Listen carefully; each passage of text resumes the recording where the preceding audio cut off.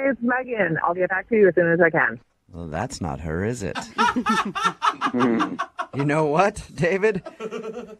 She's a changeling. We were trying to call a woman named Tori, but she has turned into Megan. It could be that you just misdialed. It could be that I dialed the wrong number, or I think she's a changeling. I don't ever dial wrong numbers, David. What is a changeling? All right, let's see if I can get it right this time.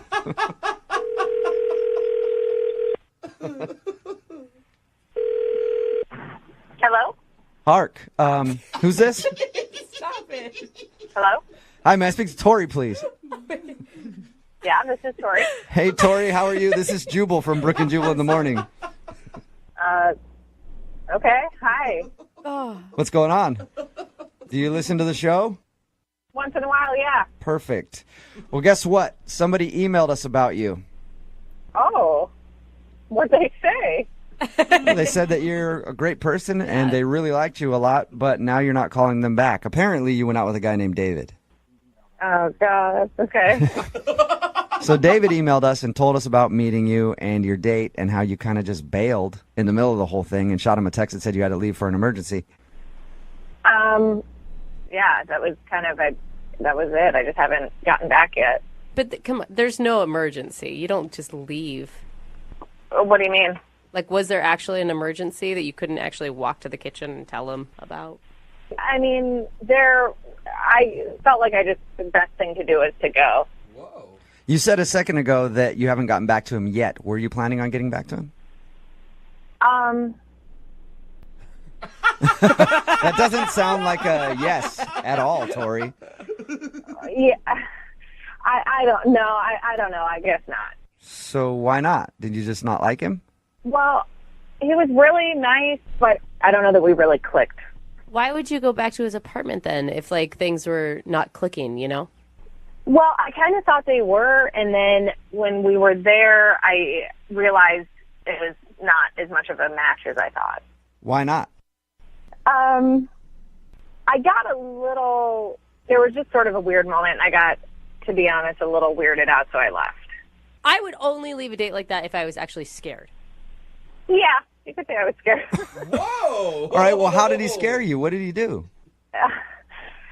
Okay, so basically, we were having a really nice time, and, you know, he was telling me really nice stuff that he'd never felt this way before on a date, and it was really nice. And then he told me he felt so close to me that he wanted to show me something. You wanted to show? Okay.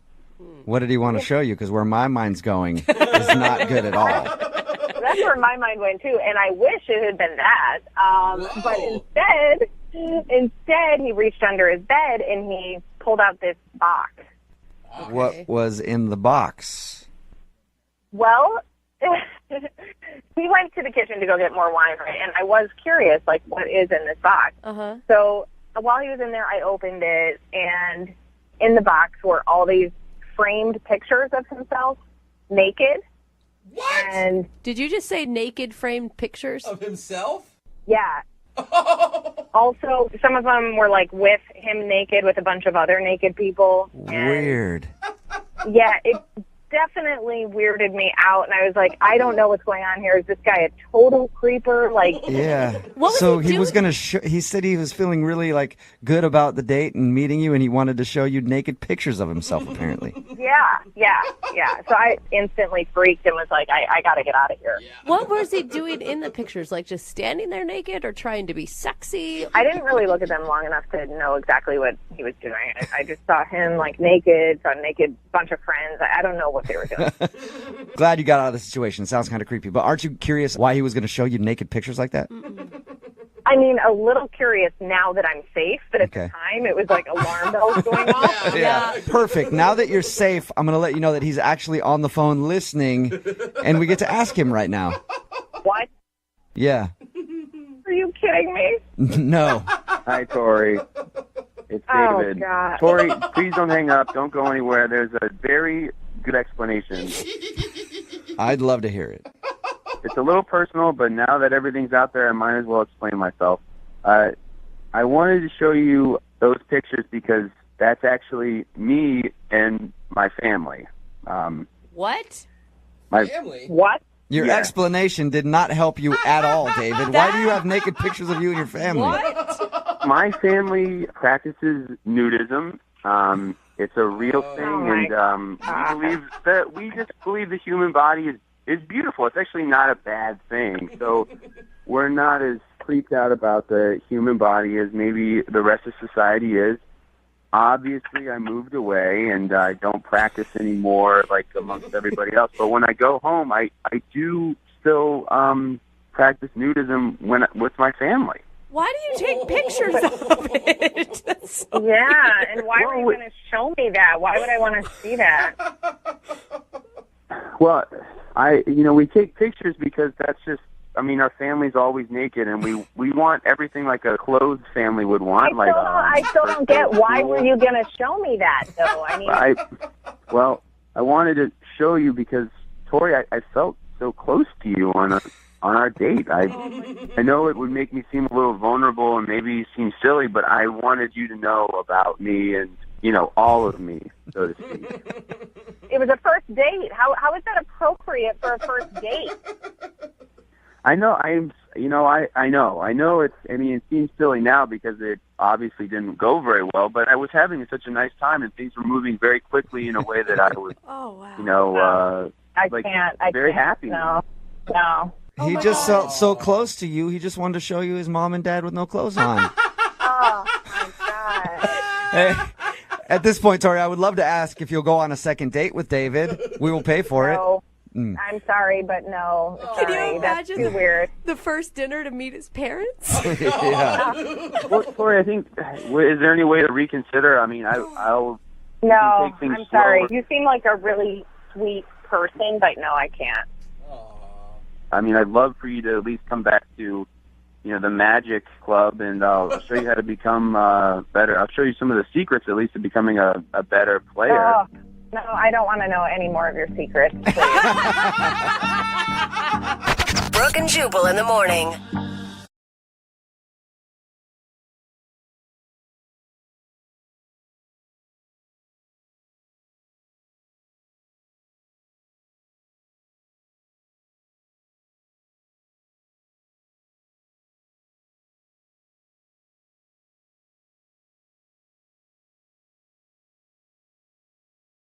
Looking for the perfect birthday or anniversary gift or a special date night? Well, then you need Zodart, Seattle's only exotic car rental company. Visit Zodart.com to book an exotic special car for that very special day. Moving 92.5. Brooke and Jubal's second date update.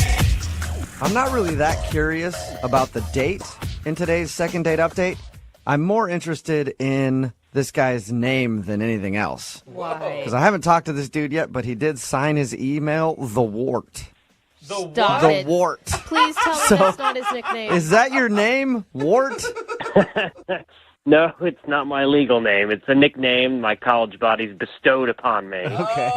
That's kind of stuck. You convinced a girl to go out with someone who goes by the Wart? Well, I didn't drop it on her until I met her in person, obviously. Okay. All right. Okay. So what? I'll call you Wart for this second date update, but what's your real name? My real name is Desmond. Desmond. Oh, okay. Yeah, I'd rather go by Wart, too. Rolls off the No. tongue. Yeah, that's what I thought. So tell us a little bit about the girl that you want to call today. What's her name? Her name is Jamie. Jamie and the Wart. Got I it. like it. Good, nice ring to it, It's like huh? a romance novel. How'd you meet Jamie? I had met her on an online dating site. Okay. And what did you like about her from her dating website? Well, everything. And to be honest, I kind of thought she was a bit out of my league, but I took a chance anyway. Whoa. And she agreed to go out with me, and then when I met her in person, my suspicions were confirmed. So she was out of your league, huh? Like, how many levels up from you? About 17. Oh my gosh. So she's super hot, out of your league, and you scored a date with her. Congratulations. What did you guys do? Well, we met up and ended up going to a hotel bar to kind of hang out. Oh, that's so seedy. Hotel bars are always seedy. Yeah, but you know what? To me, I find them to be very nice and fancy places that show me in a good light, that I Yeah. can afford to go to a place like that. It depends what hotel you're going to. Yes. If it's the W bar, then that's Yeah, nice. Four Seasons. Yeah, if it's like a Motel 6 lobby, Yeah, or the red line it's out going to by be a an little airport. different. Yeah. What was her first reaction when she saw you? She actually responded to me, I feel like, in a pretty pleasant way. She was very cordial, very excited, I thought.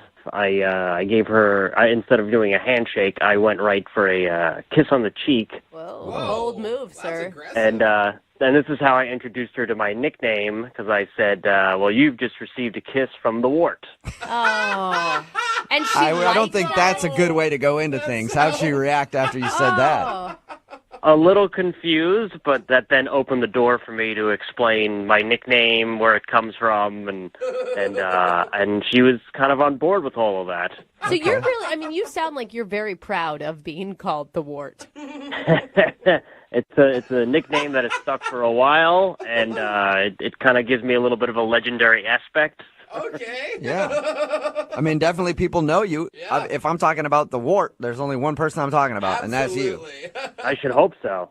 All right. So how did everything go between you and her at the hotel bar? Yeah, I think very good. We drank a little bit. We talked a lot. We got to know each other very, I'm not going to say intimately, but, playfully. She laughed a lot. I laughed a lot. I may have told her one or too many personal things, like I ended up showing her a scar on my leg. Whoa. Why? Why'd you show her a scar on your leg? Well, I had told her a story about being injured when I was a teenager, and then I was like, let me just show you. And so rolled up my pant leg, and there you go. Oh. And the scar was like on your calf muscle or something, right? Not like your inner groin. No, it's actually just upper thigh. Yeah, let's call it upper thigh. Okay. So you pulled your pants all the way up to show her this scar. Yeah. All right. Oh, Did that seem to turn her off at all? No, not at all. I think it actually legitimized me and my story, because when I first told it to her, she didn't believe me. And I was like, all right, well, then, you're kind of asking for it. And showed her the scar. And she believed me at that point. Okay. Can I ask, you sound like a very nice person, but are you not very good with women?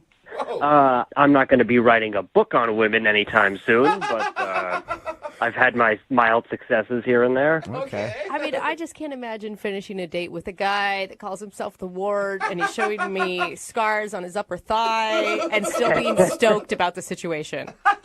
Oh, come on. Everybody loves the wart. Everybody loves to hang out with or go out with the wart. Like you, I could see you liking the wart. Well, did it seem like she liked the wart at the end of your date? Well, here's how it kind of ended. Things were going well, and this is what I do. Because I'm very respectful of women, we split the check. And you didn't pay? Yeah. And your reasoning for that is because you're respectful of women, like. Well, yeah, because I know she works, I work. I feel like it's a good move to be like, hey, I'm not dominating you by just throwing down all my money and paying for this. Equality, I like it. We're equal partners in this. In this not quite relationship, but in this dating scenario. Now, normally the tradition is a guy will pay on a first date. Yes. Did that seem to rub her the wrong way? I don't think so. She paused for maybe a half a second, but she was like, oh, okay, I get you. And then she said, I respect that in return. Okay. And I offered to walk her to her car, which she said no. And then I offered to kiss her. I said, can the wart get another kiss in? And yeah. Did you say it like that? Did you refer to yourself as the wart and ask if the wart could get a kiss? I did. I was, I figured it worked the first time. I figured I had one more in me. And I did say I would call her, and she did say yes. Yes. So it seemed like a success, regardless of getting that last kiss. And have you called her? I have called her twice, and have yet to receive a response. Okay, and how long has it been? It's been a little over a week now. Okay. Yeah, it sounds like the wart is getting the old blow off. All right, well, play a song, come back, call her, and get your second date update, okay? Okay. All right, hang on, man. Moving 92.5. Brooke and Jubal in the mornings. Second date update. I don't think I'm alone in saying I don't know why somebody wouldn't want to go on a date with the wart. Yeah. If you're just tuning in for today's second date update, the wart is on the phone. That's his nickname. His real name is Desmond, I guess, but he goes by the wart. And he went out with a girl named Jamie, who's not calling him back. They met at a hotel bar, hung out for a little while. He introduced her to the Wart, and then they parted their ways, and they haven't talked since. And we're about to call her and see if something went wrong on their date. All right, Wart, are you ready? I am so ready. And has this nickname ever caused problems with women in the past? Surprisingly not. I feel like I carry the nickname with confidence, and I think chicks dig that. Yeah. There you go. Chicks dig warts. Chicks dig warts. We know that. All right. I'm going to dial the phone number right now and see if we can find out why she's not calling you back, okay? Okay. Here we go.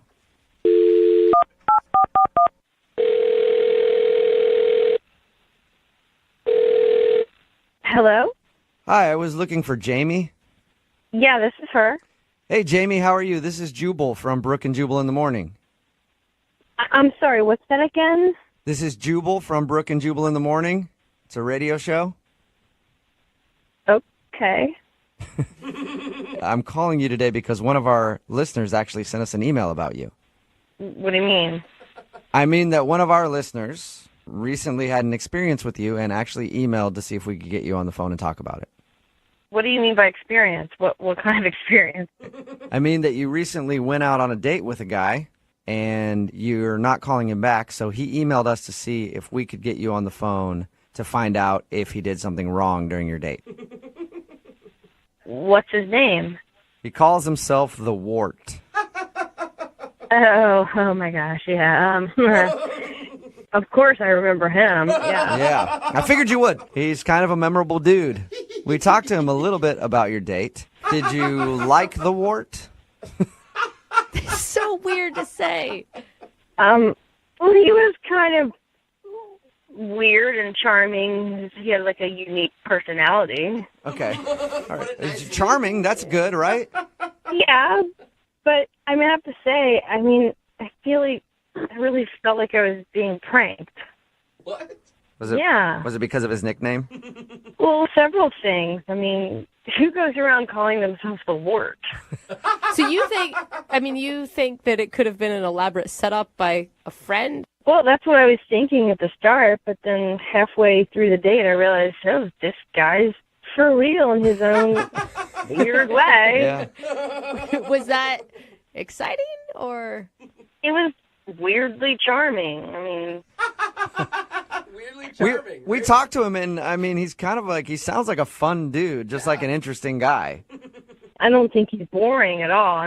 That's not it. He's the guy with the unique personality. It kind of grows on you, and I guess you have to respect that. Okay. So did you not like him, though? You're not calling him back after you guys went out. I don't really feel a romantic pull towards him. Oh, why? Okay. So, at the beginning of the date, you felt like it was a joke, and at the end of the date, you felt how? I was just confused because his personality is one way, but the way he dressed was, ugh. Whoa. So he doesn't dress very well. Well, I wouldn't say that he wasn't dressed well. It was just how he was dressed. In some ways, he was dressed better than me. How was he dressed? What was he wearing? Well, he came in with knee-high boots. They were like leather with these buckles, and they were women's boots. He was wearing women's boots. What? Did you ask him about them? I didn't want to offend him. So I didn't go into asking him all about it. But let me tell you, these were women's boots with leather and straps, and they went up to your knees. Huh. Interesting. I just couldn't get over that his footwear was better than mine. Yeah. They do make you feel sexy, though. I will say, maybe you guys should rock them one night, and you're like, well, yeah. 20 buckles later. I can strut in these. I guess he's an odd guy. It was an okay date, but I'm not going to go out with a guy that wears knee-high lady boots. Okay. I agree. It seems a little judgy. Do you actually think they were women's boots that he was wearing? Oh, yeah. I've never seen men wear boots like that. Seriously, never. Was there a heel on them or no? It was in the bar, so it was hard to tell, but I'm 99% sure they were women's boots. Oh, my God. I know how we can find out if they were, in fact, women's boots. I don't need to know they're women's boots. I already know. Well, I'd like to ask him regardless because he's actually on the other line listening to this conversation and wants to talk to you. What? Yeah. No. Wart? How could he be on the phone? Hello, Jamie. Where'd you get the lady boots, Wart? Poor Ward. Let me tell you guys, they are not lady boots. This is like absolutely ridiculous that this is the hang up that this girl had. Those were brown knee-high leather Renaissance boots. They're extremely expensive. I paid like $300 for them. They're the pinnacle of men's fashion right now. I mean, I thought you would be impressed with something like that. Look, whatever you want to call them, those were women's boots. I mean, I bought them from a men's clothing store, so I wasn't impressed. I mean, if I was wearing them, yeah, that would be great, but I'm not impressed if you're wearing them. So you would wear those? Is that what you're saying?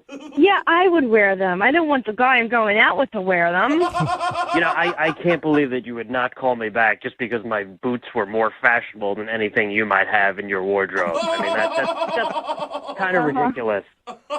Well, I don't know. You know, it's just really weird between that and your name, and it's just. I thought you were cool with the wart. I mean, at first I got used to the wart. Yeah, I get it. But when I saw those boots, I mean, I thought, well, maybe he rides a motorcycle, but I didn't see any motorcycle.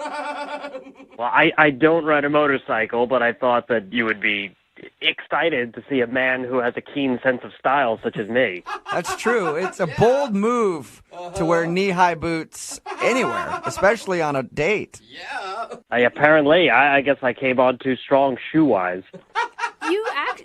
You're really going to write him off from boots. I mean, I would have not gone out with him for a lot of other reasons, but boots wouldn't have been the deal breaker for me. You didn't see these boots. I mean, if you saw these boots, I'm telling you, you would not go out with him. Whoa. Wow, this is the last time I go out of my way to impress a woman. Jamie, I would like to ask you if you'll go on a second date with Wart. Come on. We will pay for it. If I don't have to wear the boots. Yeah, if he leaves the boots at home, will you go out with him again? No, I mean, even if he leaves the boots at home, I could just imagine him wearing some high heel shoes on our next date. It's fun. You never know what kind of shoe this guy's going to pick. So there's no way we can get you to go out with him again, Jamie. No, I'm sorry. I really want to pass. Aww. And I was thinking of wearing clogs on our next date. Ooh. Forget that. Fashion forward. Well, Jamie, thank you for being honest with us. We appreciate it. Sure. And Wart, better luck next time to you, okay? A hard lesson learned. I say, keep wearing the boots, man. That is sexy. Well, thanks, guys. And if you ever have anyone who's interested in dating the Wart, please don't hesitate. All right. We will hook you up with somebody, Wart. Brooke and Jubal in the morning. Text in at 78592 that says, I just Googled those boots, and they're actually pretty fresh. Yeah. I kind of want a pair. We'll talk about what that means in just a second. But remember, if you're having any sort of legal issues that you might need help with, say you got in a car wreck and you're having trouble getting money from the insurance, or you're at work, went to pick up a heavy box and crack, your back broke. Yikes. Well, pick up the phone and call my friends at advocateslaw.com. They'll help you out. 206-512-3555. They're available 24 hours a day, 7 days a week, and it costs you nothing to talk to an attorney. At least ask them the question if you have a case, and they'll be honest with you. If you don't have one, they'll say no, and they might yell at you. Maybe not. They're pretty nice. They probably won't yell at you. But if you do have a case, they'll help you through it from start to finish. Again, it's advocateslaw.com, 206-512-3555. Now, the comment about the boots was in regards to the Wart. If you missed the second date update, the guy that was calling in to find out why the girl wasn't calling him back was called the Wart. That's his nickname. Awesome. And he wanted to call a girl named Jamie. We got Jamie on the phone and found out the reason she wasn't calling him back, he wore lady boots. Well, she thought they were She called them lady boots, yeah. He Apparently, said they were Renaissance. Knee-high Renaissance men's Renaissance boots. And I Googled a picture of them. I don't think that they're very fashionable, but he said it's the pinnacle of men's fashion right now. And I asked people to text in at 78592 if they want to go out with the Wart, because I promised him I'd help find him a date. Nobody wants to go out with the Wart. I mean, granted, the guy calls himself the Wart, and that is definitely a red flag. Yep. But I think we should all give somebody, a man in lady boots, a chance. Keep texting in if you want to date a guy who wears women's boots and his name is the Wart. Yeah. He's here for you. Text in 78592. And if you want to do a second date update, remember, just email the show and we'll call the person who didn't call you back. Ladies and gentlemen, this is your captain speaking. Welcome aboard Flight 92.5.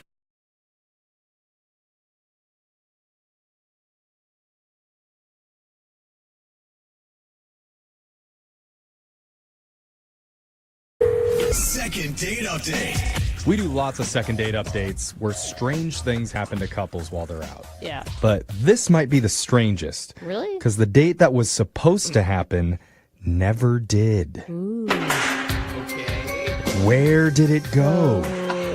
Wait, it's like a mystery? Who did it go with? Dates never happen all the time. And what would you do for a Klondike bar?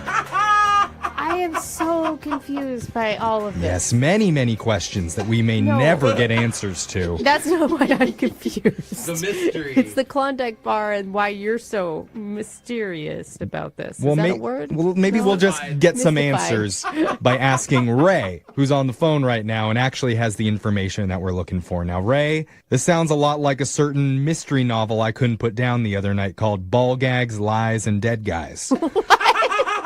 Have you heard of that one? I have not, but I'm hoping we can get to the end of this novel quicker than that, I hope. Yeah, well, highly recommended, okay? It's a page turner. I was definitely choking something back. Okay. Oh my god. At least we know this novel doesn't include dead guys, because Ray, you're alive and on the phone with us. Yeah, 100%. I'm here. Okay, All right. good. I'm hoping that your story is as interesting as the one I was reading. So I bet it's not. tell us about the girl that you want us to call today. What's her name? Her name's Kate. Okay. Okay, and how'd you meet Kate? So we met online on an app, yada, yada, yada. Not so interesting. But we hit it off. It seemed great. Okay. We were having a great time. We were chatting back and forth, and we decided to, meet up. Yeah. Here's where the problem comes in. I'm on my way to her house. My phone dies. I start digging around, no phone charger. Oh, it's the worst feeling. Oh gosh. I kind of remember the address. I definitely know the street. Oh, no. Oh, it's like olden How days. do you navigate? Oh, Yeah, my you God. had to pull over, ask for directions? Well, as for directions, but I'm like, do you guys know Kate? Yeah. You could have gone to a gas station and bought a charger for your phone. Oh, that's actually smart. I didn't ever even You're think of right, but my biggest fear was to be late for my date. that. Okay, so did you find her apartment? Well, what I think is the address that Kate lives at is actually the address of this lovely elderly couple. Aww. So you had a date with two old people. Cool. Well, I did. I spent a good bit of time with them. So, did? wait, hold on. You walked up to a house thinking that it was Kate's place, but an elderly couple answered the door and you went in? Well, an older woman answered the door, and I asked if Kate was there, and she's like, come on in. She didn't quite say Kate didn't live there. Oh, my God. I mean, I think they were a little lonely, but it was cool. So with hanging out with your new old friends, did you find out that this wasn't Kate's house?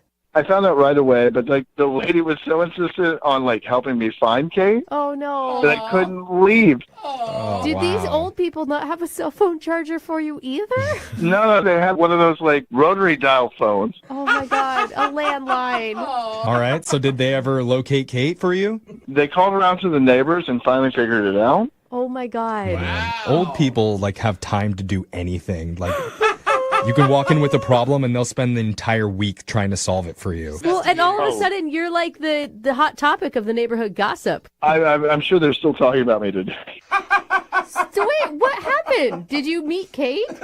I went over there, and it was not good. Oh. No. Was she mad that you were late? Yeah, I mean, she definitely was a little bit upset because I was over an hour late. Yeah. She didn't even want to hear that I was talking to her neighbor. These old people, she was over it. Oh no. So she hasn't even heard your cute story about your cute old friends now? When I tried to explain to her what had happened, she told me to get off her property, and if I didn't get off, she was going to call the cops for trespassing. Oh. That's a good Real mad. That's a positive response. Probably a good sign that she wanted to see you in handcuffs. I don't think that's what we take from that. Well, I mean, later, but after dinner, I think. Yeah. So the date never happened, and so we know why, obviously. She's not calling you back, and you're just hoping we can convince her to go out again?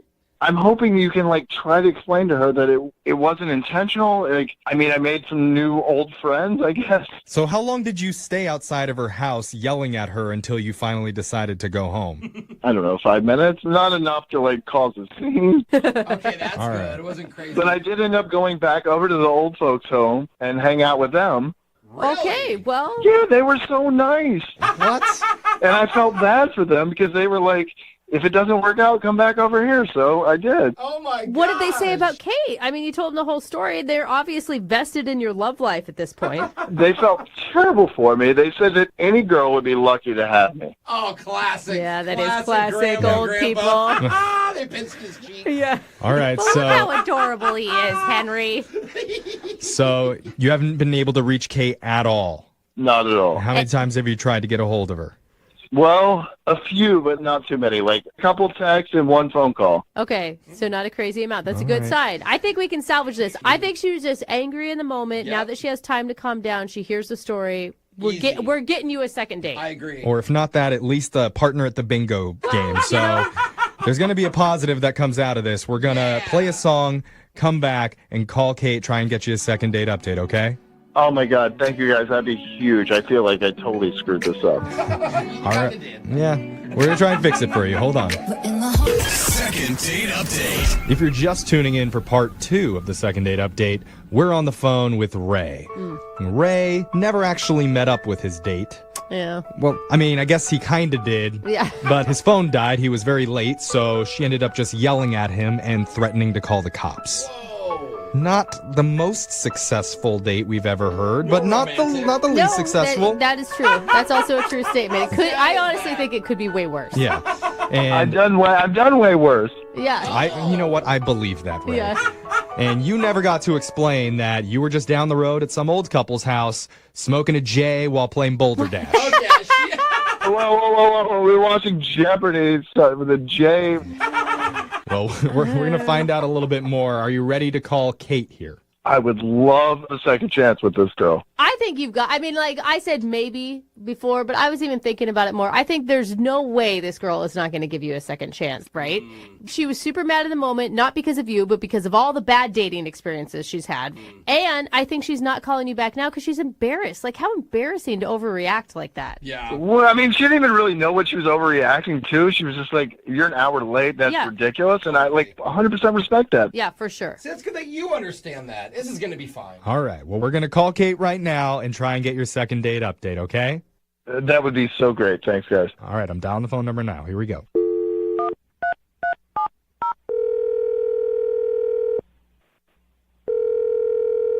Hello?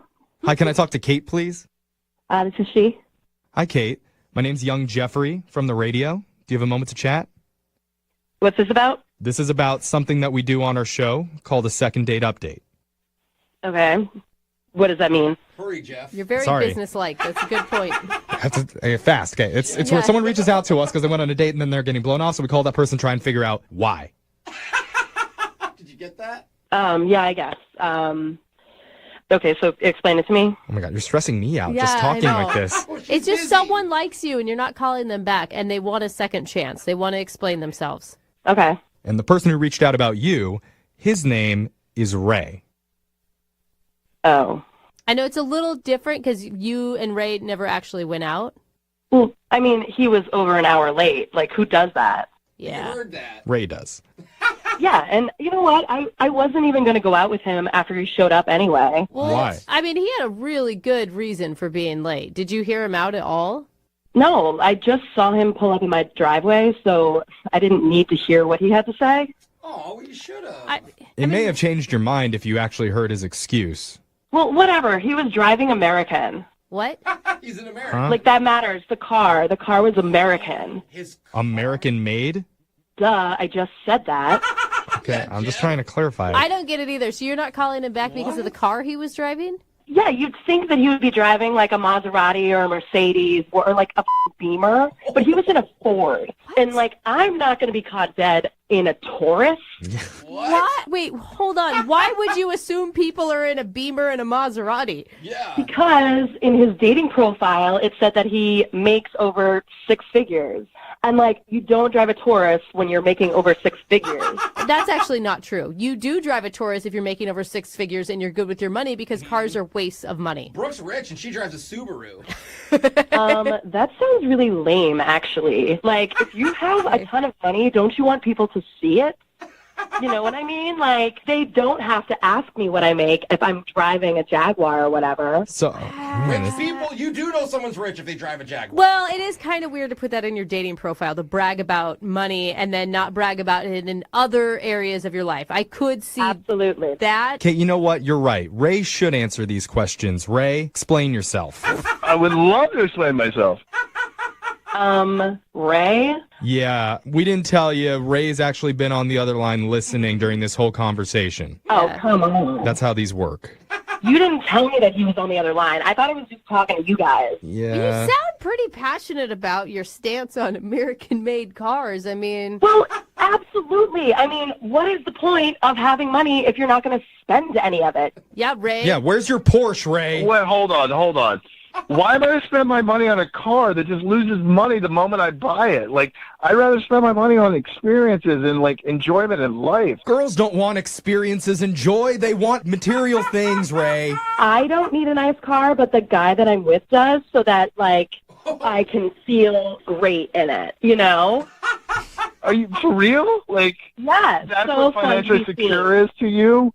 Yeah, when you're with a man who has a nice car, like, everyone knows that you're safe and secure, and like that's the guy that's going to take care of you. I don't know if you've seen like the Consumer Reports like on the Taurus, but it's pretty safe. You're going to live through any of this.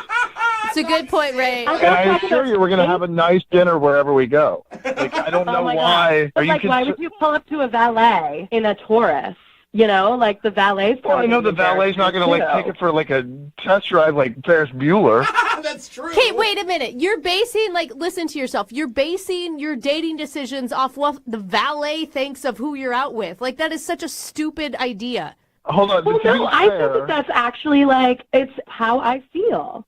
And that's what I like, and that's what makes me feel good. Yeah, women empowerment there. No, it's not women empowerment. Yeah. It's materialism. Yeah, If you want to ride nice in a car, powerful Kate, car that goes from 0 to 100 in under 3. Oh, my I God. feel you, girl. Yeah, I mean, you show up, and that's first impression, and it didn't seem fun. Seriously, does it matter what kind of car I drive? I have money. I make tons of money. Oh, God. I just don't waste it on dumb cars. Wow. All right, then tell me one thing that you've actually spent money on. Like, it doesn't have to be a car, just something that's fun. Like, what have you bought that's expensive?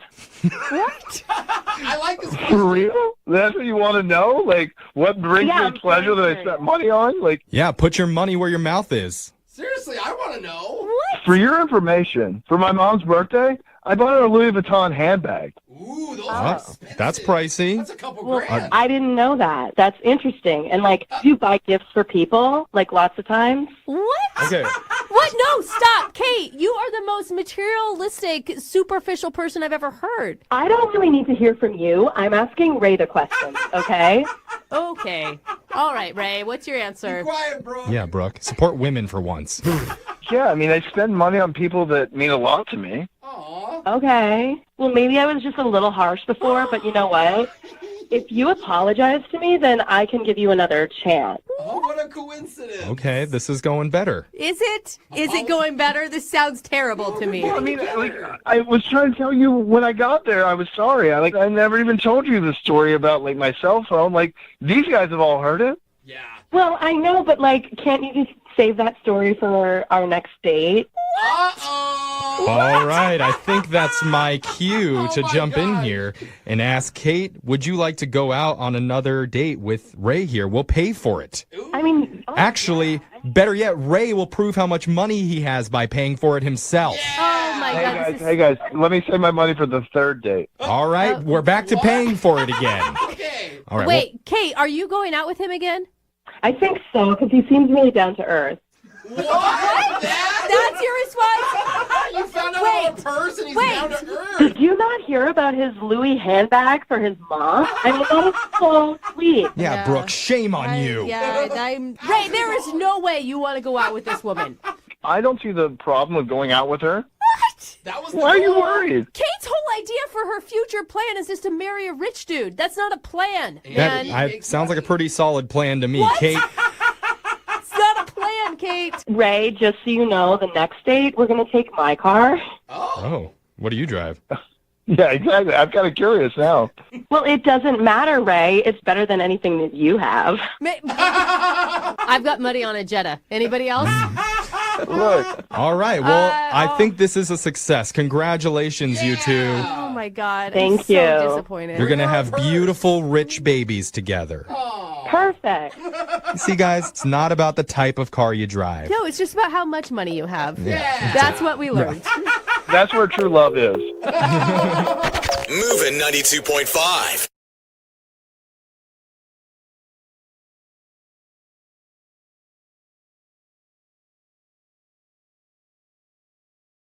Moving 92.5. Brooke and Jubal's second date update. You remember being a little kid, you're in school and you're coloring something in your coloring book, and then you see the girl that you like. And you know that she's coloring something too. Yeah.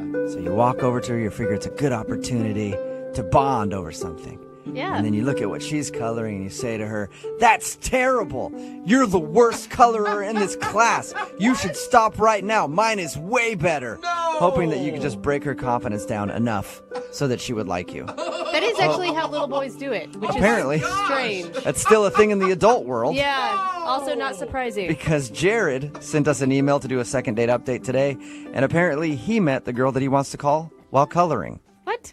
Jared, how do you meet a girl while coloring? Well, my buddy Robbie told me that there was a meetup group at a local bar, and he said, we should just get wasted and start coloring. It's a great way to meet chicks. And I thought, well, okay, why not? You went to one of those adult coloring nights. Yeah, I mean, there's adult everything now. There's like adult camps, all these things we did when we were kids. Now, I guess my generation, we're doing it as adults, but just getting drunk, and it's a lot more fun.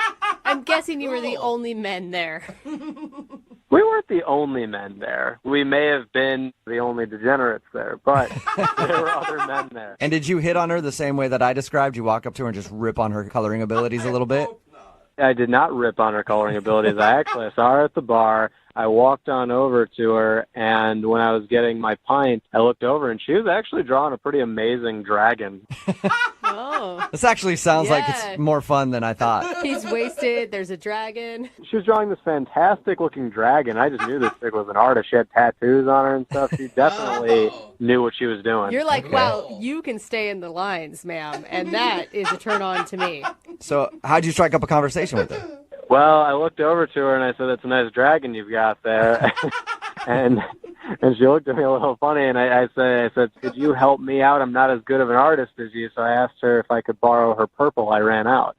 What? Oh, nice. You asked to borrow a crayon? So you took her purple crayon home with you. No, I didn't take it home. I don't want to get arrested or anything. I didn't want to steal from this girl right away. Not right away. Eventually you'll steal something from her, but not right now. Eventually. You guys sound like, you sound like you were pretty drunk. Yeah. Was she as well? I was. She was nowhere near as drunk as I was. She was maybe a little tipsy, but she was okay. She was more of a lady than I was a gentleman. Okay. Did it seem like she liked you a lot, though? It did. I mean, when we first started talking, it seemed like we were really hitting it off very well, and eventually I asked her if she wanted to go to a different bar that wasn't coloring. Then we could actually talk and get to know each other, and we went. And Wait, that night you guys did, or you went on a date later? That night we went out. We went to a different bar. Oh, cool. Nice. And how was the other bar? By the time we got to the second bar, we started talking about her job, what she does for a living, and maybe she was weirded out by the fact that I really liked that she's a glass blower. I mean, how many glass blowers do you know? I was really excited about it. I don't know any glass blowers. Cool. I don't know any either. Yeah, I thought that was the coolest thing in the world, and maybe I talked about it for too long or something. Did you get too excited about it? Creepy. I mean, I was talking to her about blowing glass, and I may have said like an offhanded remark about how good of a blower she is, or something like that. But all right. Yeah. It was a joke, though. Yeah, All right. she doesn't hear that all the time. I'm sure she does. I was just trying to be cute. Did you guys hang out all night? We hung out for probably a good 3-4 hours. We probably left around midnight. Oh, wow. That's And really good. it wasn't a hookup, though. No, I asked her if she wanted to do anything else or go back to maybe my place or something, and she said, no, maybe not now, but give me a call sometime. Okay, so Now, you're retelling this story and you keep bringing up the fact of how wasted you were. Do you think you have an honest portrayal of how the night really went? Oh, definitely. I remember exactly what happened. I was a little too drunk at the first bar, but then by the time we got to the second bar, I thought, you know what, this girl's really cute. I should probably slow down and sober up so I can remember everything she's saying. Wow, that's amazing. That's responsible. That is. Yeah, never happened in my life. Anytime I've been drunk around a girl that I thought was cute, I'm like, I better get drunker so I can be smooth. Smooth like jagged rock. Yeah, I'm very impressed with you, Jared. So have you reached out and talked to her since that night? I have. I've tried to call her a few times. It's been about, I'd say, a little over a week since that date, and I've tried to call her a bunch of times, and she always makes up some excuse, and I figured I could use some help with this. I really like her, and I want to talk to her again. Okay, well, we'll play a song, come back, call her, and get your second date update, all right? All right, thank you, guys. Yeah, man, hang on. Moving 92.5. Brooke and Jubal in the mornings. Second date update. As the old saying goes, the way to a woman's heart is by making off-color remarks about her job. So Jared is on the phone for a second date update, and he's obviously confused why he's not getting a call back from a girl named Layla. They met at an adult coloring night at a bar, and they hung out for a little while. He thinks he's probably not getting a call back because he made a rude remark about her job. She's a glass blower by trade. And so he made a joke about that, and I'll let you use your imagination as to what he was talking about. Again, she's a glass blower, and he made a joke. We get it. And so he thinks that she didn't like that, and that's why she's not calling him back. We're about to get her on the phone. Jared, you ready? Yes, sir. And I didn't hear, Jared, after you made the joke and it obviously fell flat, did you apologize? She just, changed the subject. I didn't feel a need to apologize. I felt like we should move on. Okay. Right. You didn't keep going back to it, though, did you? Did you hear me, though? Yeah. I don't think so. She moved on to something else, and we started talking about her tattoos. Okay, cool. All right, well, I'll dial her phone number right now, see if we can get her to answer and get your second date update, okay? Thank you. Yep, here we go.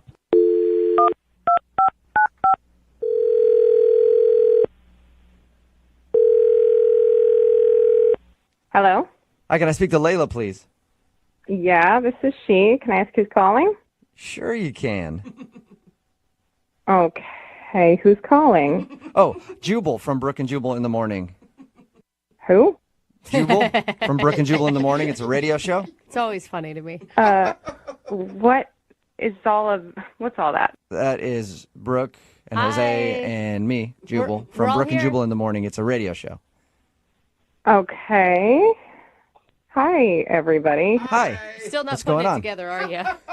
What's going on? Well, I'm calling you today because we actually got an email about you from one of our listeners. His name is Jared. Okay. And Jared told us about the night that you guys met.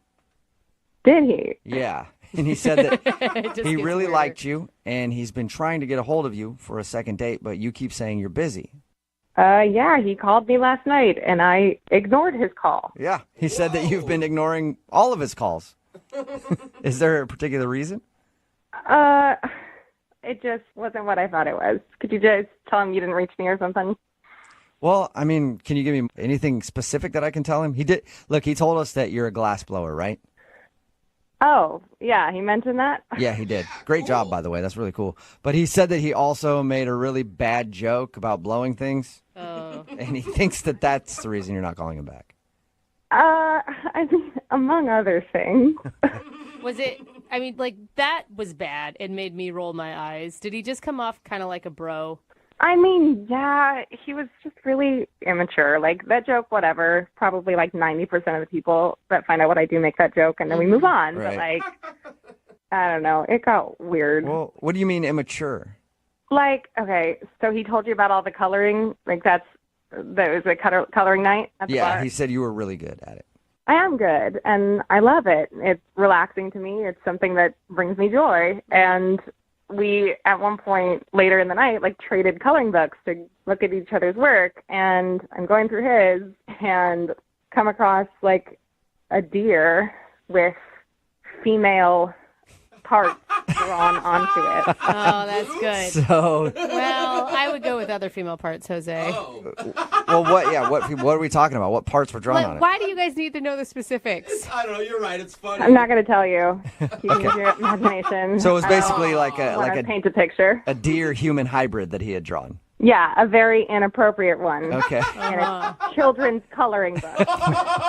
And I started flipping to the next page, and every single cute, cuddly animal, I kid you not, had some sort of inappropriate addition. That's awesome. You didn't find that funny? I would have laughed. I mean, yeah, like 10 years ago, but I enjoy coloring. It really, it means something to me. I'm an artist, and, sorry, I'm not interested in dating a 12-year-old boy. Maybe he thought you would think it was funny, too, don't you think? Yeah, I mean, he kept looking over at me isn't this hilarious? As he's, going through my drawing. It was so... Every single page that he's done it to, he's like, oh, man, this one, it's the same joke as the last page, except this one's on a rabbit. The other one was a beaver. I kid you not. He said to me at one point, hey, look at this giraffe. Guess what's longer than its neck? Oh, my gosh.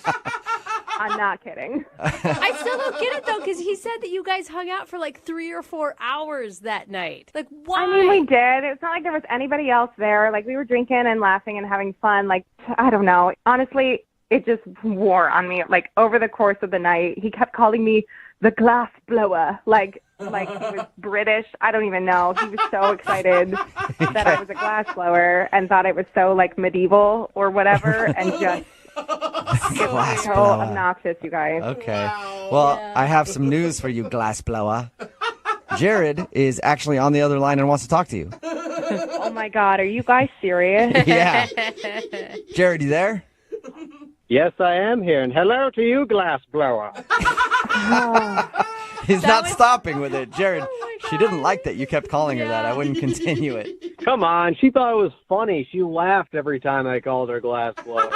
It made me laugh, but I don't know if for the same reasons. I mean, honestly, dude, it was really obnoxious. I was laughing more at my life and the circumstances that brought me to that moment. You could have fooled me. You seemed like you were enjoying yourself. After all those drinks I was buying, you seem like a really condescending I have to tell you. Whoa! Wow. I mean, did you not wonder why I kept needing another drink? Jared, that was intense, man. Why are you name-calling all of a sudden? Because I was doing a nice thing. I was taking this girl out to another bar, and we were having a good time, and now she's saying that I'm acting like a 12-year-old, and that, you didn't even ask about any of those things. You just laughed along, and on the inside, you hated my drawing. Jared, in her defense, what is she supposed to ask you about drawing genitalia on woodland creatures? If it was so offensive to you, why didn't you say anything? Not to mention, half of those were my buddy Rob's anyway, which you didn't even care to ask about. Oh, he's offended. Well, who's defensive about the drawings? You're fun of me or Rob. I mean, I'm sorry. I didn't know that half of them were your buddy Rob, but the second I saw them, it became pretty clear to me that you were not somebody I could have a conversation with. And Well, then why did you continue to have a conversation with me for the next 4 or 5 hours? Well, I wanted to be out that night. It was my one night out a week, and whatever. It was fine, but I don't want to pursue it again. You know what I mean? I just don't feel like seeing you again, which is why I avoided your calls, and now I'm on the radio.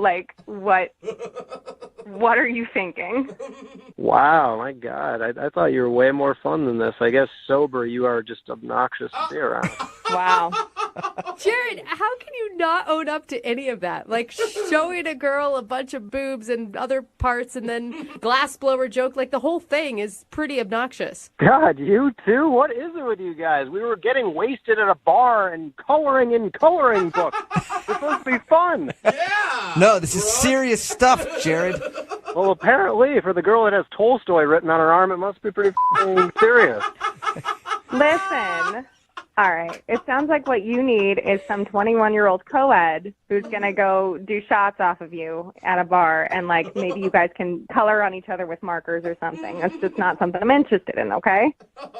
You should be dating some 50-year-old college professor with erectile dysfunction that wears nothing but tweed jackets every day. Great. If I can have a conversation with him, I'm set. Oh, my God. All right, well, It looks like you two have figured out your type at least, but I still have to ask the question. Layla, would you like to go on a second date with Jared? We will pay for it. Yeah, I'm good. No, you sure? It sounds like you were right on the fence. It does, doesn't it? Yeah, I hope to never see him again unless, like I need some boobs put on the glass I blew. You know what? This really was eye-opening to me. I don't need to date this girl ever again. Thank you guys for doing this for me. I guess I just need a college girl that has no brains in her head at all, right? Yeah, please, enjoy. Just don't call me anymore, okay? I will glass blow a woman. Enjoy your life. Glass blow a woman. Glass blow a woman. You're very witty. Thank you so much for gracing us. You are the glass blow a woman. Yes, Blow okay. away. Thank you so much for your wit. Glass blower.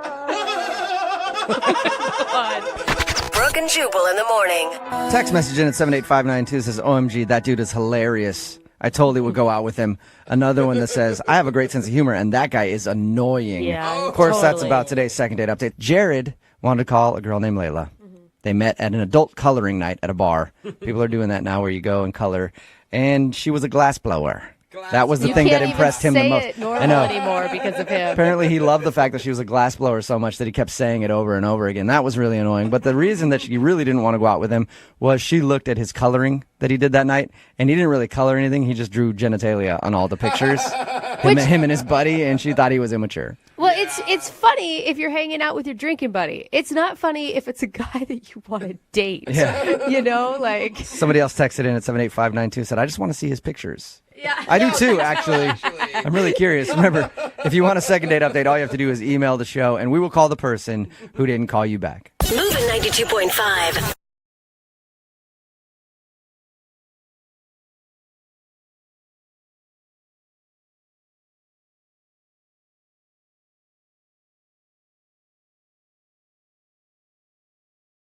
Moving 92.5.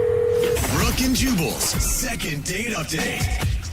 Got a girl named Bree on the phone for a second date update, and Bree said in her email she thought the date went really well. She didn't even sleep with him. Wow. So, Bree, I understand your judge for a date. That's really good. High five, Bree. Yeah, you know what? Wow, it was actually still fun, and we didn't even do it. Like, weird. That never happens. Yeah, thank you. That's how I feel. Yep. Good for you, girl. So what did you actually do with this guy? What's his name, by the way?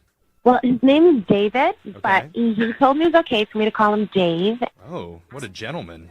Where'd you meet Dave? I met him through a friend's friend, so he invited me to bowling and happy hour at the lanes.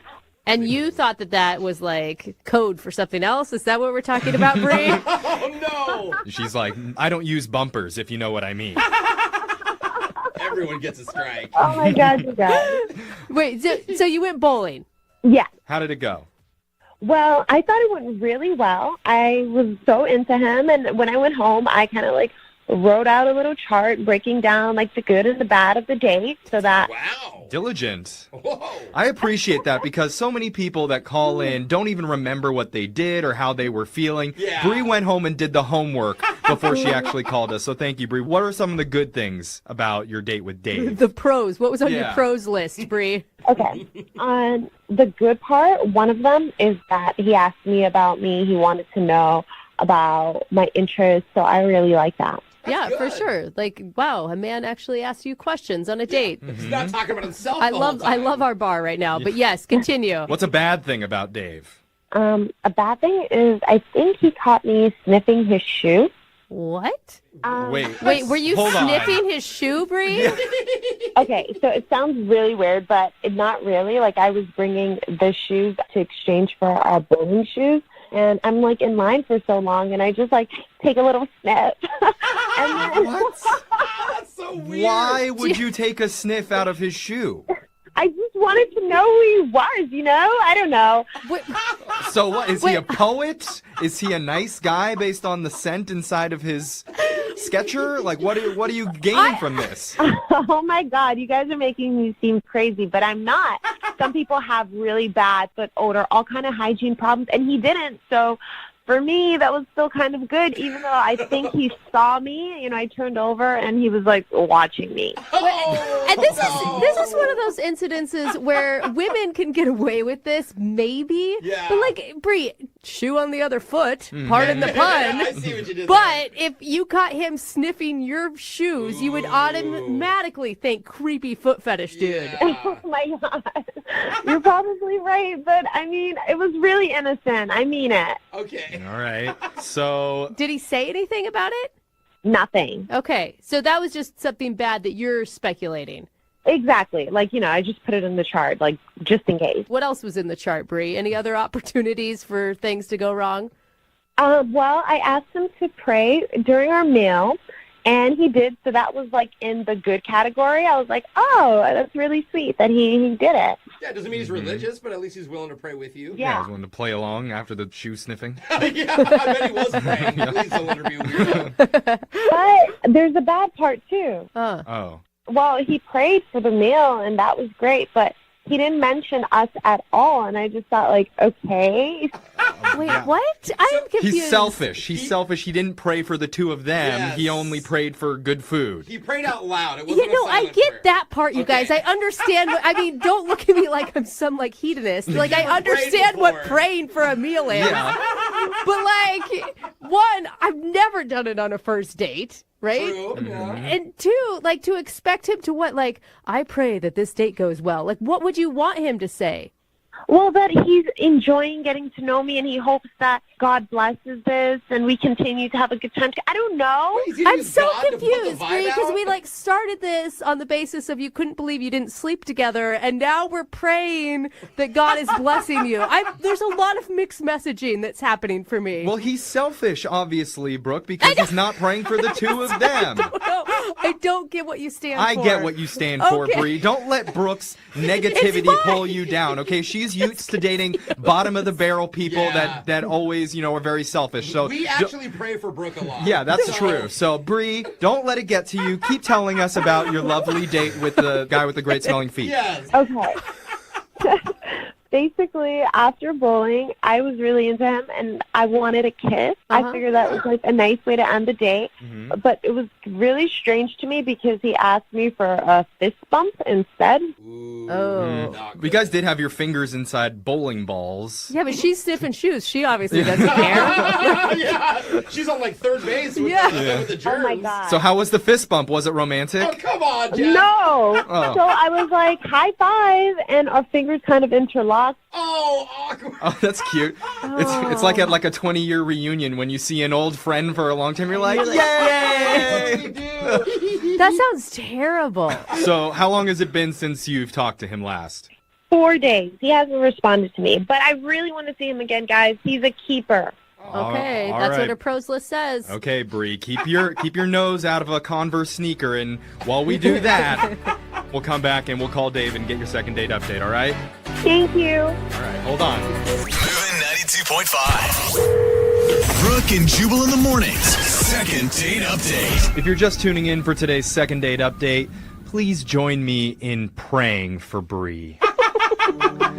God, Oh, yes. please watch over this second date update and grant us strength and courage as we call up David in pursuit of another romantic rendezvous for our wonderful friend Bree. And Lord, please do not forsake her for being a secret shoe sniffer. Instead, exalt her for being brave enough to tell people that she sniffs shoes. For she, like so many of us, are looking for comfort in the arms and souls of another. And together, let us inhale the sweet stench of love and say, men.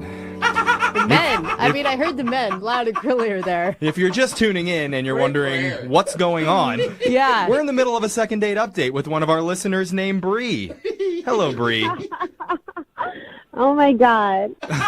Yeah. Yeah, Bree went bowling with a guy named David and asked him to pray before their meal, and she wasn't exactly thrilled with what he said, but she still thought he was a great guy, and she could tell that because while she was exchanging their shoes at the counter, she took a whiff out of his sneaker and thought it wasn't terrible. Yeah. So he must be a good guy, but she's worried that he may have seen her sniffing shoes, and they ended their date with a weird high five with their fingers intertwining and shaking, so not the best ending, but we're hoping to get her another chance. Is there anything that we missed there, Bree? Oh, my God. He was a great guy, but it's not because of his shoe. He was just... we have a lot in common. I'm actually glad you're still laughing after that recap. That's good. That you have a good sense of humor going into this. One thing that I'm a little curious about, because you said you prayed before your meal, but you just went to happy hour. Did you guys have an actual meal, or are you just at the bowling alley praying over fries?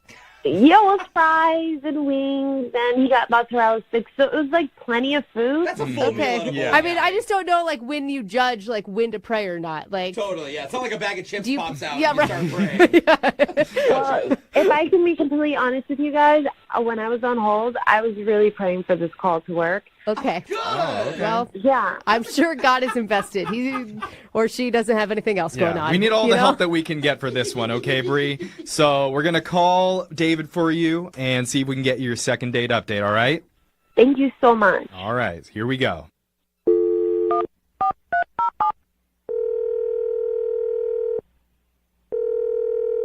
Hello? Hi, can we speak to David, please? This is David. David, how you doing? It's Jeffrey from the show Brooke and Jubal in the Morning. Hey. Hey. Hey, do you listen ever, David? Do you know what we're talking about? Who is this again? We're calling from the show Brooke and Jubal in the Morning. It's a radio show. Yes. Okay. That's cool. What can I help you with? Well, we do a segment on our show called the Second Date Update. Are you familiar with that at all? A little bit, I guess. Is that the thing where you, like, talk about an old date? Yeah. I mean, that's Yeah. kind of what it does. A quick summary. Yeah, the dumbed down version of what we do, I guess. But basically, you went on a date with somebody recently and you're not calling them back. So they want to figure out why that is. Okay.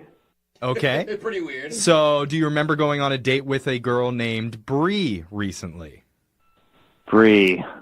Wait, is that like Bree I remember or Bree I don't remember? It wasn't that long ago. Yeah, no, I remember. I remember Bree, yeah. Okay. All right. Well, Bree said that she had a really good time on the date and she's really hoping to reconnect with you. She's wondering why you guys aren't getting back in touch again. I mean, I liked Bree. She was really nice. It was kind of weird. There was some weird stuff happening. That's all. I don't know. I got a little weirded out, to be honest with you. After she explained the date, we can kind of understand why. So she told you about the date, huh? She did. Yeah. She filled us in on all the things that happened and some of the things that she thinks went well and some things she thinks may have been a little weird, but she wants to know the reason that you're not calling her back. All right. Well, I don't know what she told you, but all right. So at one moment, I prayed with her. She asked me to pray over our food. How was that for you? Can I ask? Honestly, totally fine. I'm a faithful person myself, so I thought that was pretty cool. So she judged the room right on that one. Okay. I feel like there's a but coming at the end of this. Well, I'm all good with the prayer. I was actually really happy to hear it, but then as I'm doing it, I just kind of peeked up in my eye. I just wanted to see if she, like, how into it she was, you know? Mm-hmm. And when I did that, I saw her eat one of my fries, and oh. Wait, I thought you was you know what? Closed. Praying is hard work, okay? Praying makes you hungry. Yeah. Yeah, but now I'm just like, is she just praying because she wants me to close my eyes so she can eat my food? Is that what that was about? Gotcha. How long was your prayer? Just like a minute or two, but I don't know. It was long enough to get some fries in, or I don't know how many fries, honestly. Long enough to eat half Dude, I don't know why, but I suddenly like her more. I don't know. I feel like Bree is a little bit of a thief here now. Do you think she's a liar? I think a liar and a thief? I think she's a little bit of a liar. Bree, why did you steal his French fries? Oh, my God. Wait, she's on the phone? Oh, yes. That's right, David. We didn't tell you this, No, but you Bree didn't. has been on the phone listening, and she's even sneakier than you think. Dave, I'm really not. I'm not. Don't listen to them. I don't know. I mean, this is like two in a row. No, it's a little no. weird. You got to admit. Yeah. Can I explain? I had them call you because I wasn't able to reach you. I've been texting you for like 4 days now, and you haven't responded, and I really didn't want to lose touch, you know? It sounds like you're skirting the fry issue here, Bree, is what it sounds like. No, I can talk about that. I'm really sorry. I have a really, really good reason for why I stole a fry. What's the reason? Yeah, what's the reason? I was starving. I hadn't eaten breakfast. Oh, there you go, David. You can't blame a girl who's going hungry. I obviously would share my fries with you. It was just in the middle of the prayer. I'm open to being 100% honest with you, Dave. It's just so stupid. I also want to just, tell you, just to be 100% honest, I had some of your beer, too, when you weren't drinking. What? You were drinking my beer during a prayer? No, not during the prayer. At one point, I was super thirsty, and every time you turned your back to bowl, I had a little sip of your beer. I mean, I was really off that day. I'm so sorry, but I just want to be 100% honest with you. This is weird to me, Bree. You're eating my fries. You're drinking my beer. Is there anything else I need to know? Since I'm still being 100% honest with you. What now? You should stop being honest. No, what is it? No, I just really want to apologize for the stupid, little sniff when I had the shoes up at the counter. So I'm sorry about that. Oh, yeah. Wait. What did you say? The sniff? Oh, my God, he doesn't know. Oh, my God. So, Dave, okay, you don't know this, but earlier God. she told us that while she was exchanging your shoes at the front counter, she took a sniff out of your shoe. But she thought you saw it. Oh, my God. I went out with a shoe sniffer? No, it's not like that at all. I don't know, I was in line for a while, and I just, whatever. And, David, she said that your shoe smells better than most guys' shoes, so it's a compliment, if anything. How do you know that? Well, I don't know, That's a good Bree. point. How do you know that, Bree? No comment. I'm not going to say anything about this.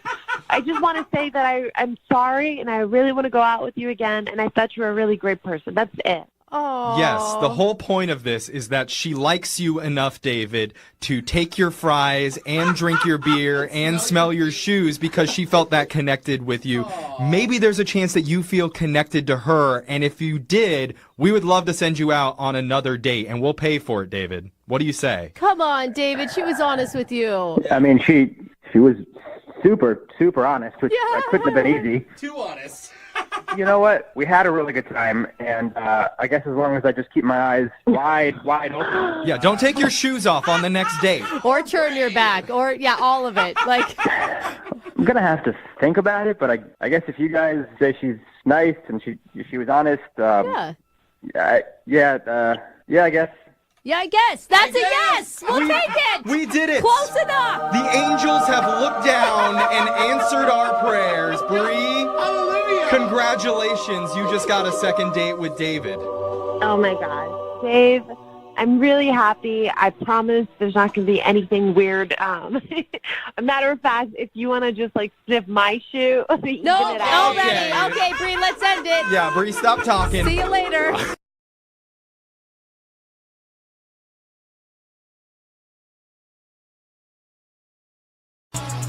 Moving 92.5. Brooke and Jubal's second date update.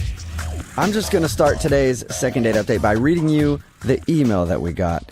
It says, Jubal, I'm emailing you because there are 3 things that you should never break. 1 is trust. Yeah. 2 is promises. Okay. And 3 is hearts. Oh. And the girl that I want to call for a second date update broke my heart, and I want to talk to her about it. So sad. Let's not waste any more time. We've got a broken heart emergency. His name is Danny. Danny, what's up? Hey, guys. Thanks so much for reading my email. Thank you so much for having me. You're welcome, Danny. I mean, it's pretty dramatic email, man, if you've only gone out on one date with a person. Well, I think a lot of people know that love is something that you can't wait for. It's something that you feel. It's a feeling, and I felt it with Jennifer. Whoa. Wow. Okay. Wow, we're just dropping that right out the gate. Okay. Whoa. I know I could be a sappy romantic. I really do know that, but I do believe that, love is just something that you have to go for. And I knew that the moment I met her, that she was the one. Wow. Wow. Okay, well. Crap. Hey, Whoa. when you know, you know. I'm I overwhelmed. agree. Okay. So maybe Jennifer was overwhelmed too. Well, how did she break your heart? And how's your heart doing, by the way? Is it mending at all? I'm doing okay. I think that there's still hope. I think when we look back on this, we'll be like, this is how we all started. This is like the foundation of our relationship. Yeah, So, man, wait. you gotta keep going. What did you do on your date that made you feel like she was the one?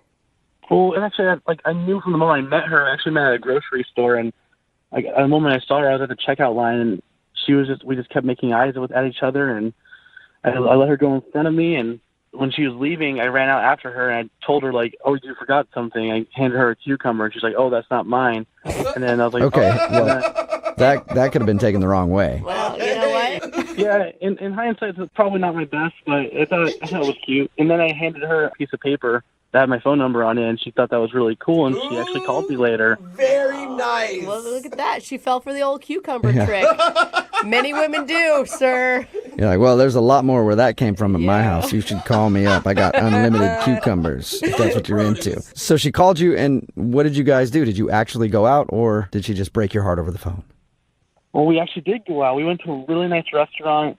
We had a really nice, it was a really nice first half of the meal because my heart was telling me I had to be brave like the Knights of the Round Table, and I just got so full of energy, and I just halfway through the day I got down on one knee and asked her to go out on another date. What? Whoa, on a knee though? No, why would you do that? That's a lot. God, you're ruining everything. I thought it would be really cute, and then I realized when I was in the moment, this probably looks like I'm proposing. Yeah. And it's probably really weird, but with love, you have to just go for it. I felt like I had to be brave about it, and I had to just make a nice gesture for her. But why? All right, and did she seem okay with your proposal for another date? No, she got really quiet, and and I sat back down, and she said we can talk about this after the date. Oh. And did you? Not really. I'm about to say goodbye, and I didn't even get a kiss. We just hugged, and then she drove away, and I just kind of sat there watching her leave. Oh man. I'll be honest with you guys. I had tears in my eyes.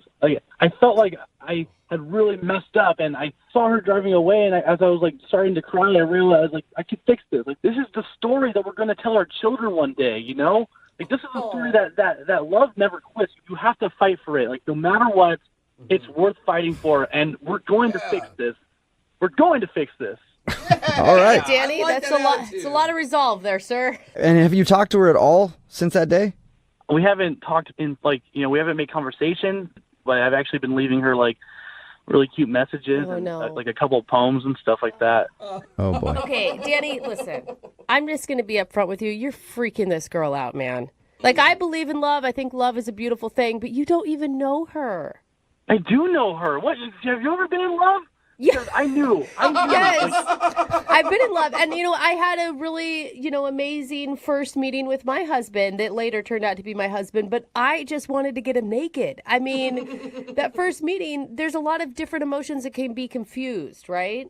Okay, I think you're mixing up love with one night stand, because this is real. What I'm feeling is love. You probably haven't experienced that. This is something that's real. It's raw for me. It's something authentic. Well, we've been married for 5 years and are 2 kids deep, but whatever.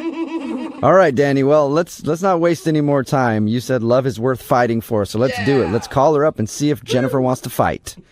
That's right. I think we're both fighters ready to fight for love, guys. Let's keep this All right. Good attitude. Well, we'll play a song, come back, and challenge her to a fight in your second date update. Right after this, okay? Thank you, guys. Moving 92.5. Brooke and Jubal in the mornings. Second date update. Right in the middle of a second date update, and if you're just joining us, Danny is on the phone. Hey, guys.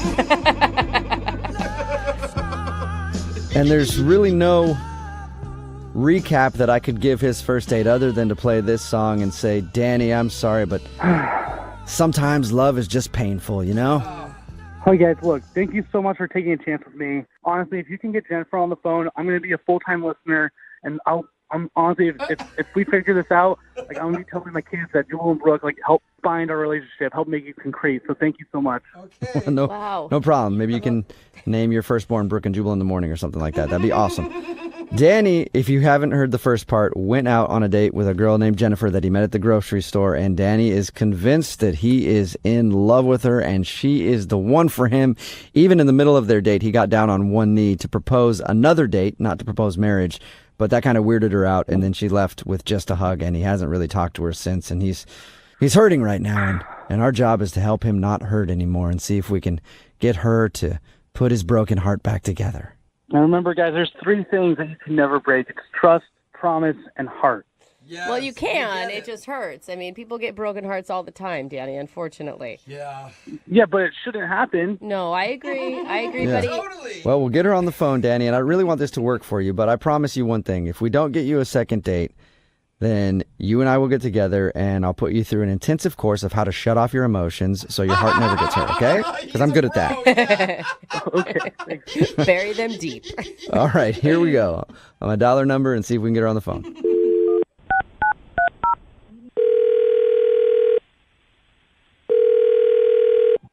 Hello? Hi, can I speak to Jennifer? This is Jennifer. Hey, Jennifer, how are you? This is Jubal from Brooke and Jubal in the Morning. Okay. I've never heard of you. That's fine, but I have heard of you and a lot of really good things about you. What is going on here? I've got things I need to do today. Okay, well, we'll get you off the phone really quickly. I just want to talk to you because one of our listeners actually sent us an email about you. His name is Danny, and you and Danny went out on a date, and Danny adores you. Yeah. Oh, no, not him. Yeah. Whoa, he really Oh, my likes God. you. Now he's using the radio to get a hold of me. Jesus. You're a little sick of Danny, aren't you? I never should have gone out with him. What? Well, and why do you say that? I mean, we actually talked to him about your date because he emailed us, really wanted us to get a hold of you. We talked to him, and he seems a bit over the top when it comes to his emotions, but doesn't seem like a bad dude. But he's over the top. He's too much. He's ridiculous. Did he tell you what he did? Are you talking about when he dropped down to one knee? Yeah, that was so embarrassing. What was going through your head when that happened? I was thinking, holy crap, is this guy proposing to me? I've known him for an hour. Yeah, that's understandable to get a little scared about that. I've never. I mean, he was like, I would be honored to go out with you on a second date. Will you please join me? Like, it was so strange. It felt like I was in, like, a play. So, I mean, before that, did you like him? I mean, when we first met, he seemed cool, but I don't know, it just started to get a little bit strange. He started talking about how many kids he wants and, like, marriage and things you don't really talk about on the first date. Oh, I don't know, Jennifer. I feel like that's the normal progression of a first date, isn't it? You start with hi, and then you end with how many kids you're going to have? Yeah, no, it freaked me out. Okay. It's pretty understandable. And now my family's involved with it. Of all the things, I just wanted to get this guy off my back and never see him again. And now my mother and father are involved in it. How are your mother and father involved? You guys don't know that? Yeah, he called them. He called my parents. What? I did not give him their number. What? Let's keep that. Yeah, he found them. He found them like a crazy stalker. Oh. He was texting me every day, sending me poems. He sent me a sonnet by Shakespeare. And I was ignoring him for days, okay? And then all of a sudden, my mother calls me and she said, well, you know, Jennifer, you are getting a little bit older. I think it is time to start a family. And I said, what the hell are you talking about, Mom? And she said, well, this very nice boy, Danny, ended up calling me. Wait. And I said, what are you talking about? I didn't give him your number. And she said, oh, he seems like a sweet boy, very old-fashioned. Reminds me of your father. No. Oh, wow. He actually got your parents on his side, too? Yes. She said he reminded her of my father. And she said, we only knew each other for 2 weeks before we got engaged. And it's, oh, look, you guys have only known each other for 2 weeks, too. You should get engaged. And I'm like, what are you talking about? Everyone has lost their mind. I'm the only sane person right now. No, Jennifer, that's not true. I'm sane also. It's Danny. What is going on? Why is he on the phone right now? Well, Jennifer, that's the way this works. Danny is actually on the other line and wants to talk to you. Has he been listening to this whole conversation? Yeah, I heard everything. Look, your parents, they are an example of pure love, and I want to have that kind of relationship with you. I didn't give you their phone number. I never gave you permission to call my parents. That's the issue here. I don't care what my parents say. I don't care what you say. You found my parents' number and called them and tried to, ask my father's permission to, be with me. That's weird. It's weird. No, guys, look, honestly, Jennifer, I would go to the ends of the earth to find you. You didn't respond to any of my emails or my voicemails. What? You've known me for an hour. What is this, Romeo and Juliet? We're adults. We're. This is the real world. I don't even know who you are. You don't even know my birthday. Or maybe you do because you looked it up. Yeah, I wouldn't say that he doesn't know anything at this point if he had your parents' phone number and called them. Look, Jennifer, I'm not a crazy guy. Everything I did that night, I did it because I thought it would make you feel special. And, okay, I got a little excited when I got down on one knee and asked you for another date, but I wanted to be there for you. I want to be that emblem for you. I want to be someone who makes you feel special. Whoa. The world's crazy, and if one person can make you feel like you're something more than just what everyone else experiences, isn't that worth it? Isn't that worth fighting for? I appreciate what you're saying. You're very sweet. You're a nice guy, but it's too much for me, man. I don't know what I can't. I'm so sorry, but it's making me uncomfortable. You don't want to make me uncomfortable, do you? No, that's complete opposite of what I want to do.